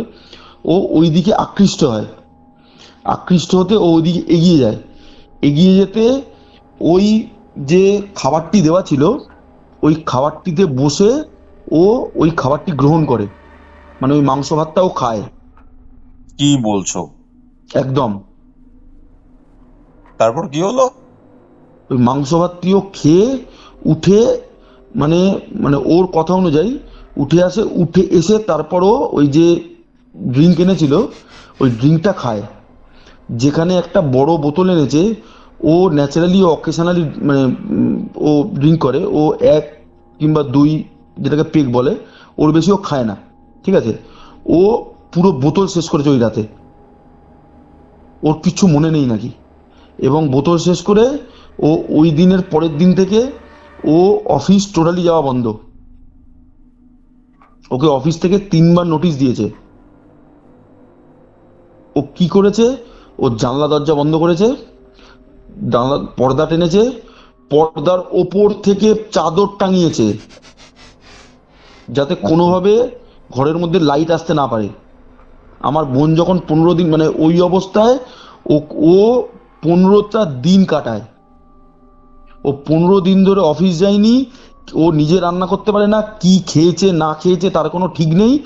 ও সন্ধ্যের পর, মানে ওই আমাদের বাড়ির অপোজিট, মানে ওর বাড়ির অপোজিটে কিছুটা দূরে একটি চায়ের দোকান আছে, ওই চায়ের দোকানের যে দাদা, আমরা রাজুদা বলে ডাকি, ওই রাজুদার মুখ থেকে শোনা, ওকে শুধু সন্ধ্যেবেলা দেখা যেত ও বেরিয়ে কোথায় যাচ্ছে এবং হাতে করে কি নিয়ে ঢুকছে, ঠিক আছে, তারপর ওকে দেখা যেত না প্রত্যেক দিন, মানে 15 ডেজ টানা ওকে এটা দেখা গেছে। যেহেতু ও আমাদের জামাই, এবার পাড়ার লোক, এবার আমাদের যেহেতু একটু প্রতিপত্তি রয়েছে, আমাদের ন্যাচারালি আমরা জিজ্ঞাসা করলে বুঝতে পারি যে এই কে, তুই দেখেছিস? হ্যাঁ আমি তো দেখলাম সন্ধ্যেবেলা করে বেড়ায়, এমনি ধরনের আমাদের বলছে, বুঝতে পারলে? ও 15 days ধরে কৌস্তব ওর ওপর মানে কমপ্লিট কি চলেছে আমরা আজ পর্যন্ত জানি না। ও হাতে করে কি এনে খেয়েছে সেটাও আমরা জানি না। আচ্ছা আচ্ছা। এবার ও 15 days পর ওর মনে হয়, যখন সৌমি আসে, সৌমি এসে ওকে ওই অবস্থায় দেখে, হ্যাঁ তুই অফিস যাচ্ছিস না দাদা, ও কোনো কিছু বলে না, ও ছিটকি তুলে তখন সৌমি বৌদিকে জানায়, ঠিক আছে? এবার যখন বৌদিকে মানে আমার বোনকে জানায়, আমার বোন ন্যাচারালি এই জিনিসটা যদি কারোর সঙ্গে ঘটে, তার স্ত্রী ভাববে কি বলতো, যে সে হয়তো স্ত্রী বিয়োগে, মানে স্ত্রী যেহেতু আসছে না সেই দুঃখে সে হয়তো এমনি করছে, ন্যাচারালি তাই হয়। হুম। সে হয়তো এই দুঃখে সে হয়তো এমনি করছে না, এবার আমি ফেরত যাই, ঠিক আছে? এবার বলছে যে ঠিক আছে তুমি আসো, আর দাদাকেও আসতে বলো, আমি যাব, ঠিক আছে? তো সৌমি গিয়ে 1 সপ্তাহ থাকে, ওই ওই অবস্থা দেখে বলে, এবার সৌমিরও খারাপ লাগে যে দাদা রাতের বেলা সারাদিন ধরে ঘরে বসে থাকছে, রাতের বেলা বেরাচ্ছে। এবার সৌমি যাবার তো কথা ছিল 2-1 দিনের জন্য, ঠিক আছে?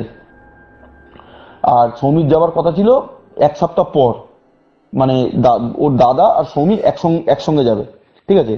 কিন্তু সৌমি 1 সপ্তাহ আগে কেন চলে গেল সেটার কারণটা তোমায় বলি।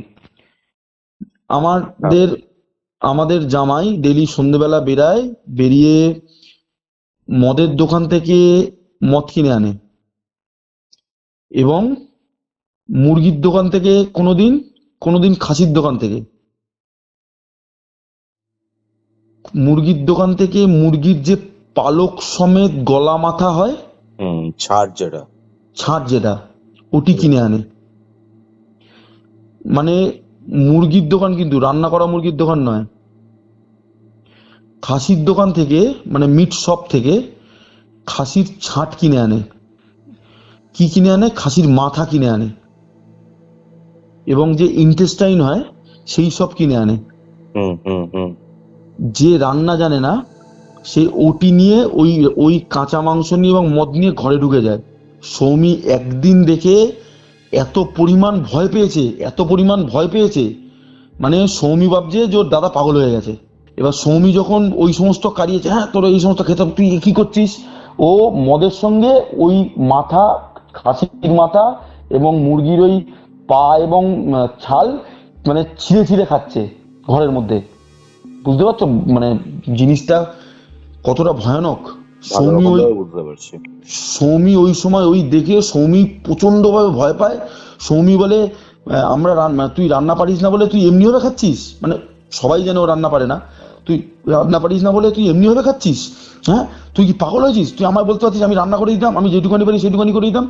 বলে তুই, মানে সৌমির কথা অনুযায়ী চোখ দুটো ঠিক জবা ফুলের মতো লাল, ঠিক আছে? ওর পেটটা, ও একদম রোগা পাতলা মানুষ, ঠিক আছে? মানে ওর ওয়েট হচ্ছে ওই 60 থেকে 65 কেজি, ঠিক আছে? লম্বা রোগা পাতলা মানুষ।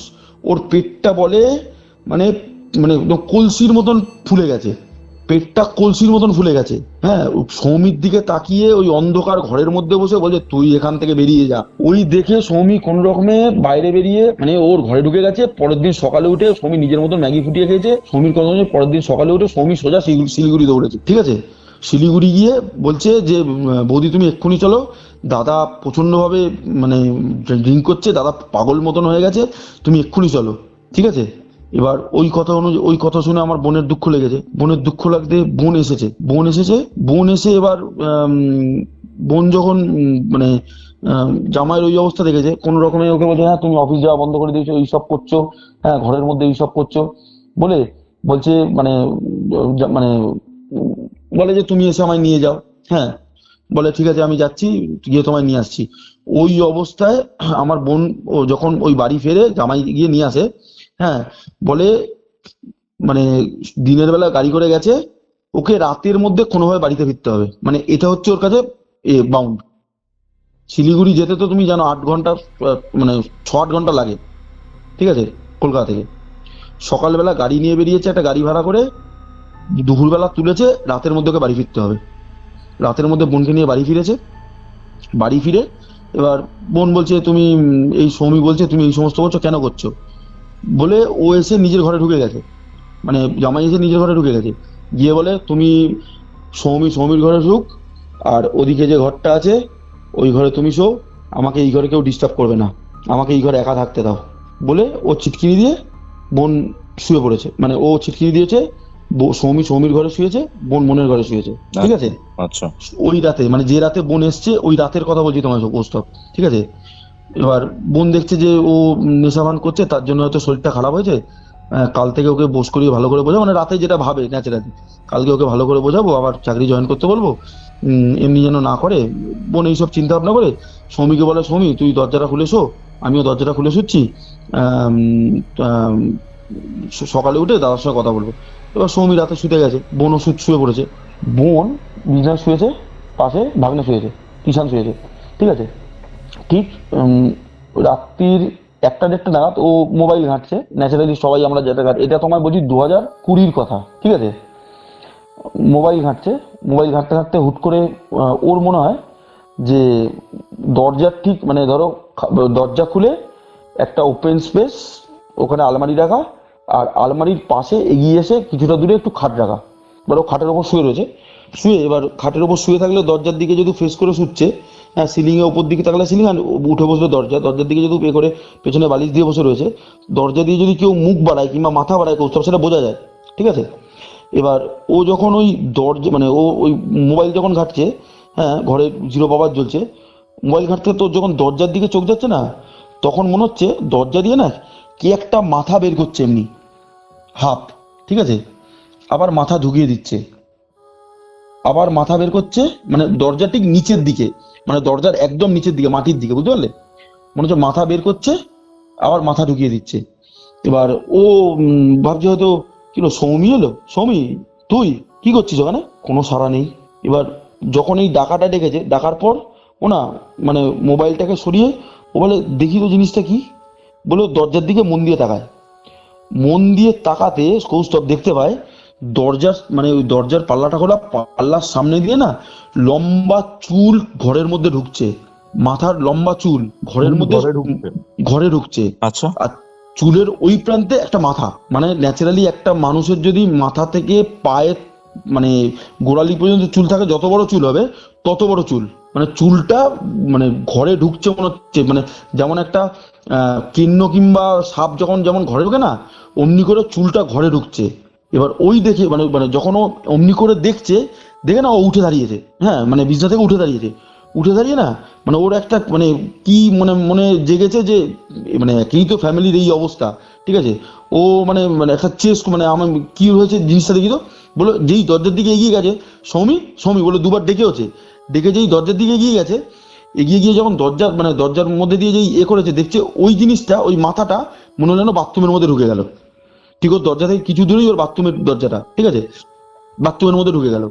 এবার বাথরুমের মধ্যে যখন ঢুকে গেল, ওর মনে কিন্তু ভয় কাজ করেছে কৌস্তব, ঠিক আছে, কিন্তু ওর এটাও মনে হচ্ছে যে সৌমির কিছু হয়নি তো, ন্যাচারালি যেটা মনে হয় যে আমার পাশের ঘরে একজন রয়েছে, তার কিছু হয়নি তো, বলে ও মানে উদ্দেশ্যরে বাথরুমের দিকে ঢুকেছে, গিয়ে দেখতে বাথরুমের দরজাটা না, মানে মানে জাস্ট আলগা করে ভেজানো, ও দরজাটা খুলে যেই বাথরুমে ঢুকেছে, দেখছে বাথরুমের জানলা দিয়ে কে, বাথরুমের বড় জানলা খোলা, জানলা দিয়ে কে বাইরে বেরিয়ে গেল, মানে কারুর একটা মাথা শুদ্ধ, চুল শুদ্ধ মাথা বাইরে বেরিয়ে গেল বড়। এবার ওই যে বেরিয়ে গেল, ও যেই দরজাটা খুলে বাথরুম তখন অন্ধকার, ঠিক আছে, যেই বাথরুমের আলোটাও জ্বালিয়েছে, ভয়ানক, মানে হাসির শব্দ, ভয়ানক হাসির শব্দ, মানে ওই পরিস্থিতিটা তুমি বুঝতে পারছো কি ভয়ঙ্কর পরিস্থিতি হয়েছে ওই সময় ওর মধ্যে দিয়ে গেছে, যেখানে ওর হাজবেন্ড ওর সাথে নেই, মানে বাড়িতে থেকেও আলাদা করে, ঠিক আছে। ও ওই দেখে কোন, মানে মানে ওই বাথরুমের ঠিক অপোজিটে একটু এগিয়ে গিয়ে সৌমির ঘর, ঠিক আছে, ও ওইখান থেকে দৌড়ে সৌমির ঘরে গেছে, সৌমির ঘরে গিয়ে সৌমি বলে ডাকতে, সৌমি বলছে কি হয়েছে, সৌমি বলে তুমি তাড়াতাড়ি উঠে আসো, সৌমি উঠে আসে, উঠে তিশানকে নেয়, নিয়ে তিনজন মিলে গিয়ে ওরা নিজেদের ঘরে শোয়, মানে ওর যে বেডরুম, ওই বেডরুমে শোয়, দরজা ছিটকিনি তুলে, ঠিক আছে। যখন দরজায় ছিটকিনি দিয়ে ওরা শোয় কৌস্তব, তারপর শুরু হয় অত্যাচার ওদের ওপর। কি অত্যাচার, ওদের ঘরের, মানে দরজা দিয়ে ঢোকার পর একটা জানলা আলমারির পাশে, আর খাটের মানে খাটের যে ইয়ে হয় বেড রেস্ট হয়, বেড রেস্টের পেছন দিকের একটা জানলা, ঠিক আছে? ওই জানলায় মনে হয় এই জানলা একবার ওই জানলা একবার কনস্ট্যান্টলি কান্নার আওয়াজ, কে মনে হচ্ছে কেঁদে যাচ্ছে উদ্ধস্বরে, হাউমাউ করে, মানে ভয়ানক তারপর? অবস্থা। তারপর এবার কি হলো? এবার ওই অবস্থায় ও ওই রাতে আমাদের ফোন করেছে, ঠিক আছে? মানে ও দেখছে কিছু পাচ্ছে না। এবার ও ফোন করবে কি, ওর ফোনে হয়তো 40% চার্জ ছিল, এই 2-5 মিনিটের মধ্যে ও দেখছে ওর ফোন ডেড হয়ে গেছে, ঠিক আছে?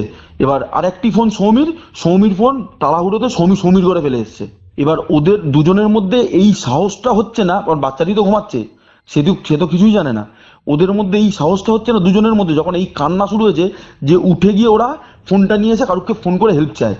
এবার যখন মানে দুজন মিলে বলছে যে না এবার আমাদের মানে উঠতে হবেই, মানে এটা আর সহ্য করা যাচ্ছে না, ওরা যেই উঠে দরজার দিকে যাচ্ছে, মনে হচ্ছে দরজার ওই পারে কে কাঁদছে। মানে বুঝতে পারছো কি ভয়ঙ্কর পরিস্থিতি ওদের মধ্যে তৈরি হয়েছে ওই সময়। পুরো ট্র্যাক করে নিয়েছে। পুরো ওদেরকে ওখানে পুরোপুরি ওদেরকে ওখানে ট্র্যাপ করে নিয়েছে। এবার ওরা কোনো রকমে মানে ওই দরজা থেকে সরে এসে দুজন মিলে বসে, বৌদি মানে মানে এই ঠাকুরের নাম জপ করতে থাকে, সৌমি ঠাকুরের নাম জপ করতে থাকে, ওইভাবে ওরা কনস্ট্যান্টলি ওখানে বসে লাইট জ্বালিয়ে সারা রাত কাটায়। সারা রাত কাটিয়ে ভোর হয়, ওইভাবেই ওরা মনে হয় ওই দেয়ালে হেলান দিয়ে একটু মানে ঝিমটি চলে এসছে। যেই ভোর হয়, ভোর হতে যখন মানে আলো ফুটতে ওরা দরজা খোলে, তখন দেখে আর কিছু হচ্ছে না। তখন যখন জামাইবাবুর ঘরে যায়, দেখে জামাইবাবু পুরো ঘরে বমি করে ছড়িয়েছে, এ প্রান্ত থেকে ও প্রান্ত, ঠিক আছে? এবার এবার ওদের মাথা থেকে তখন ওই বমি দেখে মানে মানে বীভৎস বাজে গন্ধ, আর পুরো কালো বমি। তখন সকালবেলা আমাদের ডেকেছে ওরা, ঠিক আছে? যখন ডেকেছে আমরা ওদের কাছে গেছি, যেতে দেখছি পুরো ঘরে বমি করে মাখিয়েছে, পুরো কালো একদম পিচের মতন বমি, ঠিক আছে? আর জামাইবাবু মানে ওই কম্বল মুড়ি দিয়ে জানলা তুলে মানে ঘুমাচ্ছে, কোনো সার নেই তার। এবার আমরা যেই জানলা ফানলা খুলে আমরা ওই বমি ফমি সব দিব, বোন মিলে, তারপর কাজের মেয়েটা আসে, ওই কাজের মেয়েটি পরিষ্কার করে কোনো রকমে ফিনাইল দিয়ে ঘর ঠিক করে বোনকে মানে বোন এই সমস্ত আমাদের বলে, আমরা বলি তোকে আর থাকতে হবে না, তো ওই বাড়ি চল, ঠিক আছে? এবার ওই বাড়ি নিয়ে যাব কি, যেই মানে ওরা ব্যাগ গুছিয়েছে, ওই বাড়ি যাবে, সঙ্গে সঙ্গে আমার জামাই ঘুম থেকে উঠে আবার বমি করতে শুরু করেছে। আমার জামাইয়ের মানে বডি ছিল 60 থেকে 65 কিলো, ঠিক আছে? রোগা মানুষ, তার পেট হয়ে গেছে কুঁজোর মতন, মানে একটা জ্বালার মতন, কলসির মতন বড়, ঠিক আছে? মুখ দুটো হয়ে গেছে, গাল দুটো হয়ে গেছে, সে মনে হচ্ছে যেন দুদিকে দুটো ঘটি লাগিয়েছে। হ্যাঁ, চোখ দুটো জবা ফুলের মতন। লাইট জ্বালিয়ে জানলা খুলেছি, আমরা ওই ঘরে গেছি, মানে ও ঘুম থেকে উঠে সবার আগে কাজ হয়েছে দরজায় ছিটকিনি তুললে জানলা বন্ধ করে লাইট অফ করা, জানলা ঢাকা, বুঝতে পারছো? আর কনস্ট্যান্টলি ওই ঘরটাকেই নোংরা করা, যেই ঘরটা ওরা পরিষ্কার করেছে, মানে ওই ঘরটাকে ও কোনোভাবে পরিষ্কার করতে দেবে না, ওখানে আবার বমি বুঝতে করছে। পারছি, বুঝতে পারছি। বমি করছে, ইভেন ঘরের দেয়ালে দাঁড়িয়ে টয়লেট করছে কৌস্তব, অত বড় লোক, বাথরুমে যাচ্ছেও না। বাথরুমে যাচ্ছে না, ঠিক তারপর আছে? কি হলো? ও আমরা বলছি কি কিছু খাবে, বলছে আমি কোনো কথা বলছে না, কিছু খাবো না। এবার বোনকে জিজ্ঞেস করছে কিছু খাবে, বলছে আমি সন্ধে হলে খাই, আমি এখন খাই না। বলছে বলো কি খাবে, একটু রান্না বান্না করে দিই। না, আমি ওইসব খাই না, আমি ওইসব খাবো না। এবার মুখ চোখ দেখে না, আমার তখন তো মানে 2020-21, মানে তখন আমাদের ওই ঘটনা আমাদের সঙ্গে ওই বাড়িতে প্যারালালি চলছে, তখন আমাদের মাইন্ডে কিন্তু অলরেডি এই প্রেত জিনিসটা, ঠিক আছে, এই মানে প্যারানর্মাল জিনিসটা আমাদের মধ্যে কিন্তু রয়েছে, মানে আমরা এই জিনিসটা বিলিভ করি। এবং ও আমার নিজের মাসির মেয়ে, সেটা আমি আগে বলেছি তোমায় কৌস্তব, ঠিক আছে? তখন আমি ওকে বলি যে জানিস তো, মনে হচ্ছে অপূর্বর, মানে আমার জামাইয়ের নাম অপূর্ব, আহ, জানিস তো অপূর্বর মনে হচ্ছে টিনা কোনো তোদের এই বাড়িতে তোরা যেটা দেখেছিস, সে কোনো কিছু এর উপর মানে এ করেনি তো, মানে ভূত ফুত মানে প্রেত কোনো কিছু এর উপর হয়নি তো, মানে ধরেনি তো? তখন আমার বোন বলে যে দাদা আমি তো এতদিন ছিলাম না, আমি কাল রাতে এসেছি, আর আমার সঙ্গে এই সমস্ত ঘটেছে। হ্যাঁ, তোমরা একটু দেখো না দাদা, আমার কিছু ভালো লাগছে না। আবার আবার দেখো, মানে বলে না যে ওই কথায় আছে না কৌস্তব, টকের জ্বালায় না কাকের জ্বালায় আমি জানি না, টকের জ্বালায় তেঁতুল তলায় বাস, একটা কথা আছে, একটা প্রবাদ রয়েছে, আমার বোনকে যে আমি বলবো যে চল এখান থেকে বেরিয়ে গিয়ে আমার বাড়ি চল, আমার বাড়ির তো ওই অবস্থা, সেটা জানো, ঠিক আছে? তখন আমরা বললাম যে না, তুই এখানে থাক, দেখছি এখন তো সকাল 10টা বাজে, আমরা কি করতে পারি, ঠিক আছে বলে আমরা ওইখান থেকে বেরালাম। বেরিয়ে এবার এই সময় কি লকডাউন চলছিল না রিলিজ হয়েছিল লকডাউন? 2000 আমি তোমায় বলছি 2020, এটা হচ্ছে মে জুন, জুন 2020 জুন মাস, মানে তখন লকডাউনের ওই মিডিল ফেজটা, ঠিক আছে? মানে যেটা ওই নাইট কারফিউ যেটাকে বলে, ঠিক আছে? ওই সময় এবার তো ওই সময় তুমি জানো যে মন্দির মসজিদেও কিন্তু লোককে যেতে দিচ্ছিল না। না। সুতরাং ওই জন্য আমরা কিন্তু কোনো মানে হেল্প চাইবো কোনো জায়গা থেকে, কোনো তান্ত্রিক হেল্প কিংবা কোনো মন্দিরে গিয়ে কোনো পীর বাবার হেল্প, সেটাও আমাদের কাছে বন্ধ হয়ে গেছে, এমন সিচুয়েশন, ঠিক আছে? আর আমরা ওই দিনকে সবার আগে কি করি, আমরা একটি ডাক্তার ডেকে আনি, ঠিক আছে? ডাক্তার ডেকে এনে আমার জামাইকে এমনি শরীর খারাপ চেক করাই। এবার ডাক্তারও তো ওই সময় আসতে চায় না, ঠিক আছে? না বমি হচ্ছে, ওনাকে কোয়ারেন্টাইন করুন, এই করুন। এবার আমরা তো কিছুতে মানে কারুকে কিছুতে বোঝাতেই পারছি না যে ওর কি হয়েছে, আমরা নিজেরাও বুঝতে পারছি না।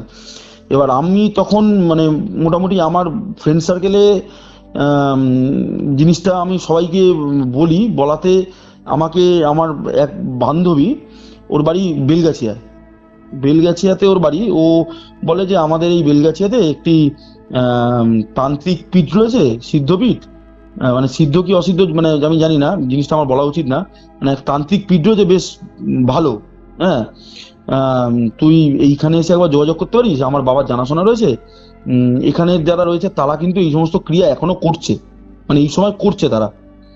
তখন আমি আর আমার এক মানে দাদা কাকার ছেলে, আমরা দুজন বোনকে নিয়ে ওই দুপুরবেলায় ওইখানে যাই, ওই যে বেলগাছিয়া যে একটা তান্ত্রিক পীঠ রয়েছে ওখানে যাই, বুঝলে বুঝতে, তুমি চেনো হয়তো ওটা, তুমি জানো। ওইখানে গিয়ে আমরা পুরোপুরি জিনিসটা বোন প্রথম দিন থেকে শেষ দিন পুরো ঘটনাটি ওখানের যে মহারাজ রয়েছে তাকে খুলে বলে, ঠিক আছে? খুলে বলার আগে আমরা আগের যে ঘটনাটা, যেই ঘটনাটা আমার পিসির সঙ্গে ঘটেছিল, সেই ঘটনাটাও আমরা বলি, ওই বাড়িতেই এই জিনিসগুলো ঘটেছে, ঠিক আছে? তখন বলতে ওই তখনও কিন্তু ওই ডিস্টেন্স মেপে কথা বলতে হতো মানুষের সঙ্গে, ঠিক আছে? এবার মানুষ মানে তখন টাচ করতে গেলেও কিন্তু একটা মানে একটা চিন্তার বিষয় ওই সময়, মানে কোভিড ওই সময় এত পরিমাণ বেড়ে গেছিল জানো, ঠিক আছে? তো যে মহারাজ ছিল সে বোনকে বলে যে বোনের হাত ফাত এ করে দেখে বলে যে মা, তোরা ভীষণ বিপদে রয়েছিস। আচ্ছা। আমি অন্য জায়গা হলে হয়তো কাল পরশু বলতাম, আর তোরা যার সোর্সে এসছিস, আমি আজকেই সন্ধ্যা নামার আগে তোদের বাড়ি যাব, আমাকে তোরা নিয়ে যেতে পারবি? আমরা দুজন যাব। এবার তখন আমরা বলি হ্যাঁ, কেন নিয়ে যেতে পারবো না, চলুন তবে। এবার আমরা ওই দুজন মহারাজকে নিয়ে ওই বাড়িতে নিয়ে আসি। যখন বাড়িতে তারা ঢুকে ভেতরে ঘুরে পুরো বাড়িটাকে দেখে, তারপর জামাইকে দেখে প্রথম বলে কৌস্তব যে এই বাড়িটিতে প্রেত চালান করা হয়েছে। আচ্ছা আচ্ছা। এছাড়াও প্রেত চালান করা হয়েছে অনেক আগে। প্রেত চালান করার পর এই বাড়িটিতে 3টে অপমৃত্যু ঘটেছে, টোটাল 4টে কেন বলো তো, বাচ্চাটাও মরেছে, কিন্তু মারা গেছে কিন্তু। মানে আমার একদম প্রথমে বললাম না, আমার দিদির পেটে বাচ্চা নিয়ে হয়েছিল, 4টে অপমৃত্যু ঘটে। এই 4জন প্লাস ওই যে প্রেত চালান করা হয়েছে, সবাই এই বাড়িতে আজও বিরাজমান। ইভেন তোমার জামাইবাবুর ওপর প্রেত ভর করেছে, যেটাকে তুমি প্রেত বলো আর প্রেতনি বলো, সেটি ভর করেছে। এটিকে এই বাড়িতে রেখে এটিকে নির্মূল করার কোনো নেই, মানে রাস্তা নেই। এটিকে আমাদের পিঠে নিয়ে যেতে হবে, মানে তোমাকে নিয়ে গিয়ে আমাদের পিঠে নিয়ে যেতে হবে, ওইখানে আমরা এনাকে মুক্তি করতে পারবো। আমরা বললাম ঠিক আছে, কবে নিয়ে যাব? বলছে তখন ওই দুই মহারাজ বললেন যে আজকে রাত্রিটা এই বাড়িতে এদের কাটানোর জন্য আমি ব্যবস্থা করে দিয়ে যাচ্ছি, ঠিক আছে, কিন্তু কালকে সকাল হলে সূর্যের আলো মাথার ওপর ওঠার আগে তোমাদের আমাদের এতে ঢুকতে হবে, পিঠে ঢুকতে হবে। তারপর আমি এর ক্রিয়াকলাপ শুরু করব সন্ধ্যের পর থেকে বসে। তোমাদের কালকের দিনটা হয়তো ওখানেই কাটাতে হবে রাত পর্যন্ত, তবে এর নির্মূল হবে। আমরা বললাম ঠিক আছে। তো ওনারা বাড়ি কি সমস্ত বন্ধন করলেন, জামাইবাবুকে একটি তাবিজ দিলেন হাতের মধ্যে দেওয়ার, ঠিক আছে, দিয়ে ওনারা চলে গেলেন।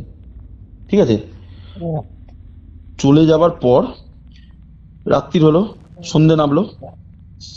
দিদি দিদি বলছি বোনের ননদ সৌমি আর ছেলেটি একটি ঘরে রইলো, আর আমার জামাইকে আরেকটি ঘরে রাখা হলো।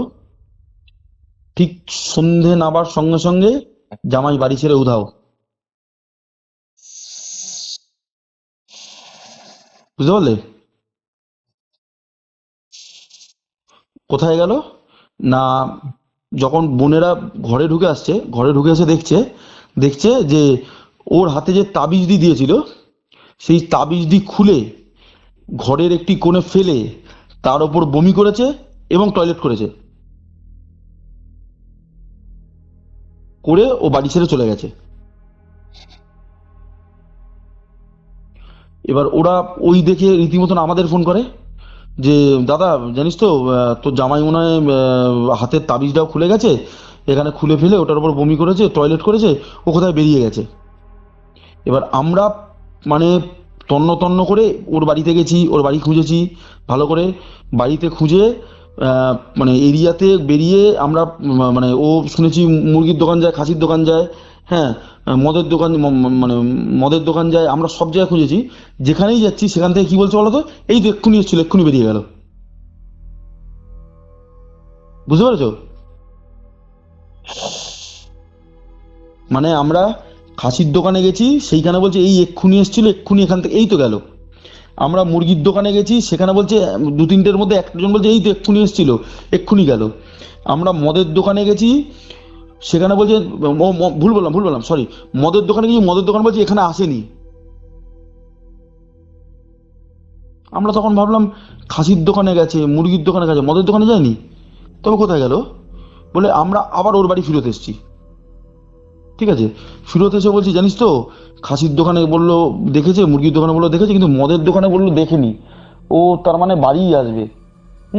বলছে কি কিনেছে বললো, আমি বলছি দেখ ওই মানে মানে খাসির দোকান থেকে একটা খাসির মাথা কিনেছে, আর মুরগির দোকান থেকে বললো যে মুরগির নাকি পা কিনেছে আজকে।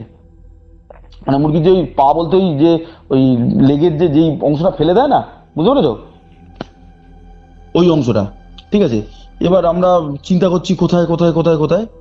ঠিক রাত্রির 10টা 10:30 আমার বোন আমরা ওইখান থেকে চিন্তা করে মানে ওই চিন্তা করে আমরা ওর বাড়িতেই বসে রয়েছি। 10টা 10:30টার সময় ছাদের ওপর থেকে উর্ধ্বস্বরে চিৎকার আসছে, কি না আমায় ছেড়ে দাও, আমায় ছেড়ে দাও, আমায় ছেড়ে দাও, আমায় ছেড়ে দাও, আমি আর পাচ্ছি না, আমায় ছেড়ে দাও।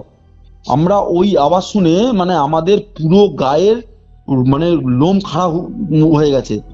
আমরা ওইখানে আমরা 3 ভাই ছিলাম, আমার বোন, আমার মানে আমার ওয়াইফ ছিল, তখন আমার বিয়ে হয়ে গেছে, আমার ওয়াইফ ছিল, আমার আরেক ভাই ছিল তার ওয়াইফ ছিল। আমরা সবাই যখন দৌড়ে ছাদে গেছি, গিয়ে কি দেখছি জানো কৌস্তব, দেখছি ও ওই খাসির মাথাটাকে কামড়ে কামড়ে খেয়েছে, মানে খাসির মাথার যে পোর্শনটা কাটা হয় ওই মাথার ওই পোর্শনটা কামড়ে কামড়ে খেয়েছে।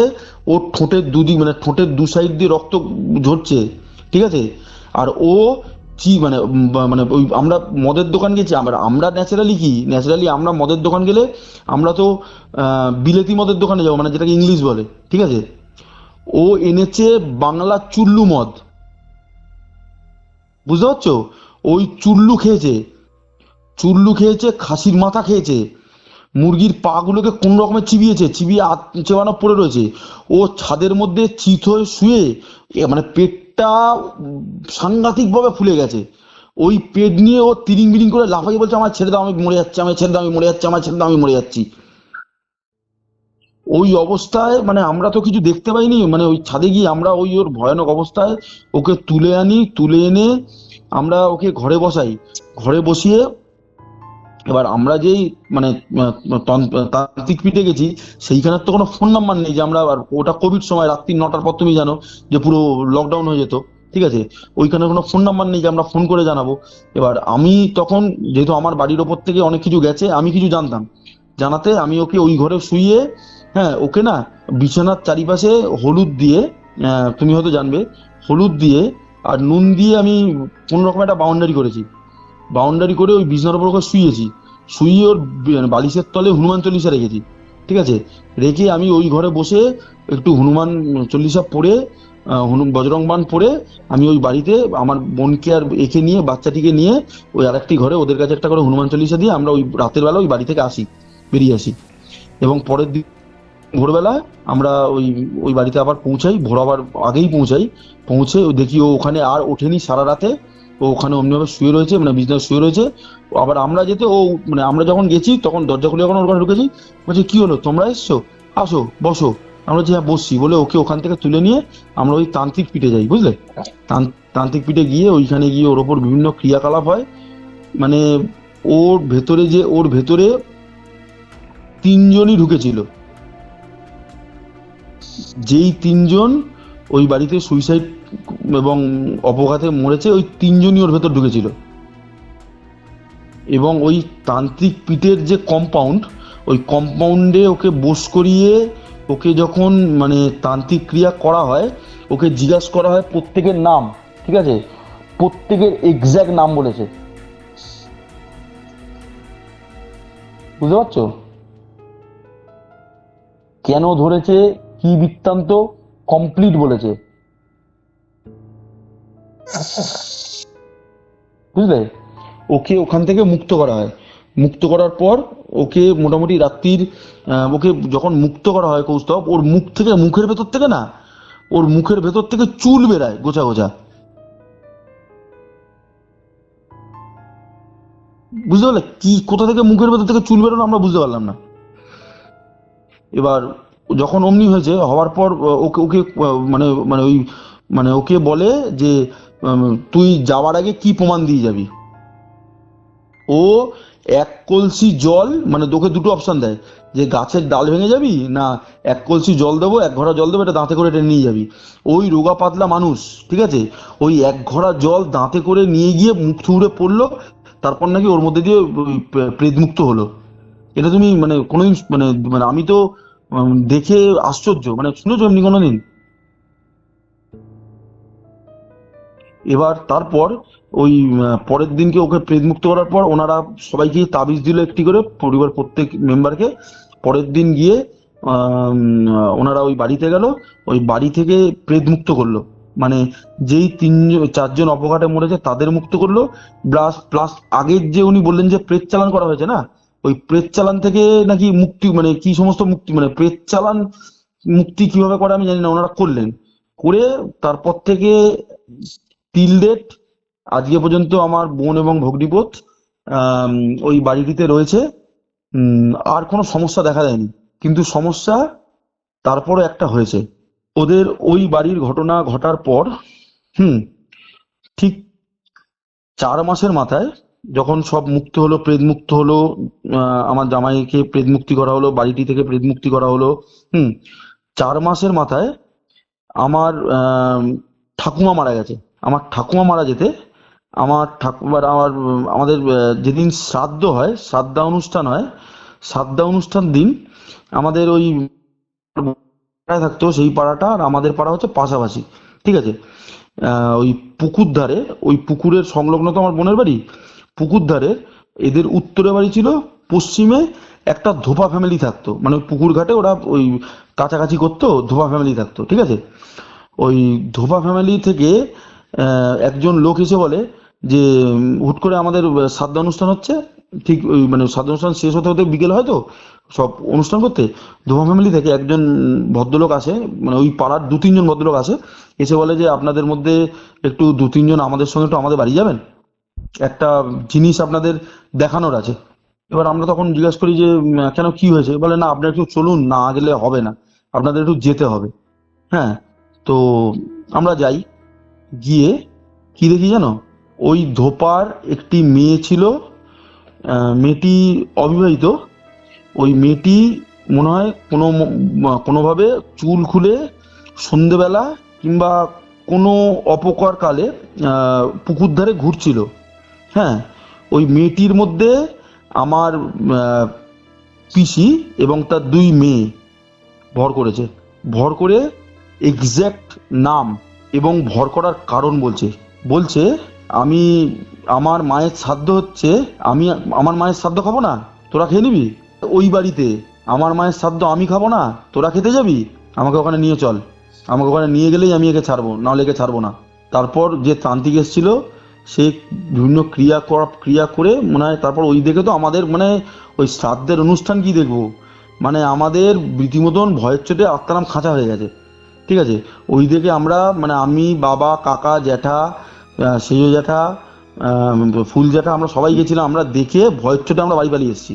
আমরা বলি না, এই আপনাদের ম্যাটার, আপনাদের ম্যাটার সলভ করুন, আমাদের ওদিকে এখন অনেক কাজ পড়ে আছে, আমাদের কাজ গিয়ে শ্রাদ্ধ গেল, কালকে বিরাম দিয়ে পরশুদিন আসপান না, অনেক লোক খাবে, আমাদের অনেক কাজবাজ আছে, আমরা গেলাম বলে আপনাদের ম্যাটারটা আপনার মেটান। মানে ওর গলা থেকে, মেয়েটির গলা থেকে রীতিমতন আমার পিসির আওয়াজ বেরাচ্ছে। আমার পিসি যে ভয়েসে কথা বলতো আমরা তো শুনেছি, সেই ভয়েসের আওয়াজ বেরাচ্ছে। বলছে, ও তোরা এসছিস, আমি তো ওই শ্রাদ্ধ অনুষ্ঠান খেতেই এলাম, আমাকে দেখ না, এরা নিয়ে যাচ্ছে না। কৌস্তব, এই আমার ঘটনা, কমপ্লিট ঘটনা, মানে আমার জীবনে ঘটে যাওয়া, মানে সত্যি মানে খুবই বেদনাদায়ক এবং খুবই ভয়ানক। মানে যেটা আমার বোনের সঙ্গে গেছে, আমার ভগ্নিপতির সঙ্গে গেছে, বাচ্চাটির সঙ্গে গেছে, এবং প্যারালালি আমার সঙ্গেও গেছে আমার লাইফে। মানে এই ঘটনাটি আমি সত্যি কথা বলতে মানে আমার জীবনের সত্যি মানে ভাবা যায় না। এটাই ছিল আজকের ঘটনা। আজকের এই ঘটনা আপনাদের কেমন লাগলো কমেন্ট করে জানান। ভিডিওটা ভালো লাগলে অবশ্যই লাইক করে শেয়ার করে দিন এবং নতুন হলে সাবস্ক্রাইব করুন। আর হ্যাঁ, আপনারাও যদি আমার সাথে এরকম কোনো ঘটনা শেয়ার করতে চান, আমার থেকে কোনো স্পিরিচুয়াল, অ্যাস্ট্রোলজিক্যাল অথবা তন্ত্র রিলেটেড হেল্প চান, যোগাযোগ করুন আমাদের অফিসিয়াল হোয়াটসঅ্যাপ নম্বরে, যেটি হচ্ছে 6290675195। তাহলে চলুন, দেখা হচ্ছে পরবর্তী এপিসোডে। ততক্ষণ অব্দি কিউরিও ফাইটার এরকম আরো 2টি এপিসোড দেখতে শুনতে আপনার মোবাইল স্ক্রিনে আসা ডান দিকের অথবা বাদিকের বক্সে ক্লিক করুন। Curiofite presents Ghostly Call Recording, a horror audio documentary by Kaustav Kumar. এবার ভয় পাবে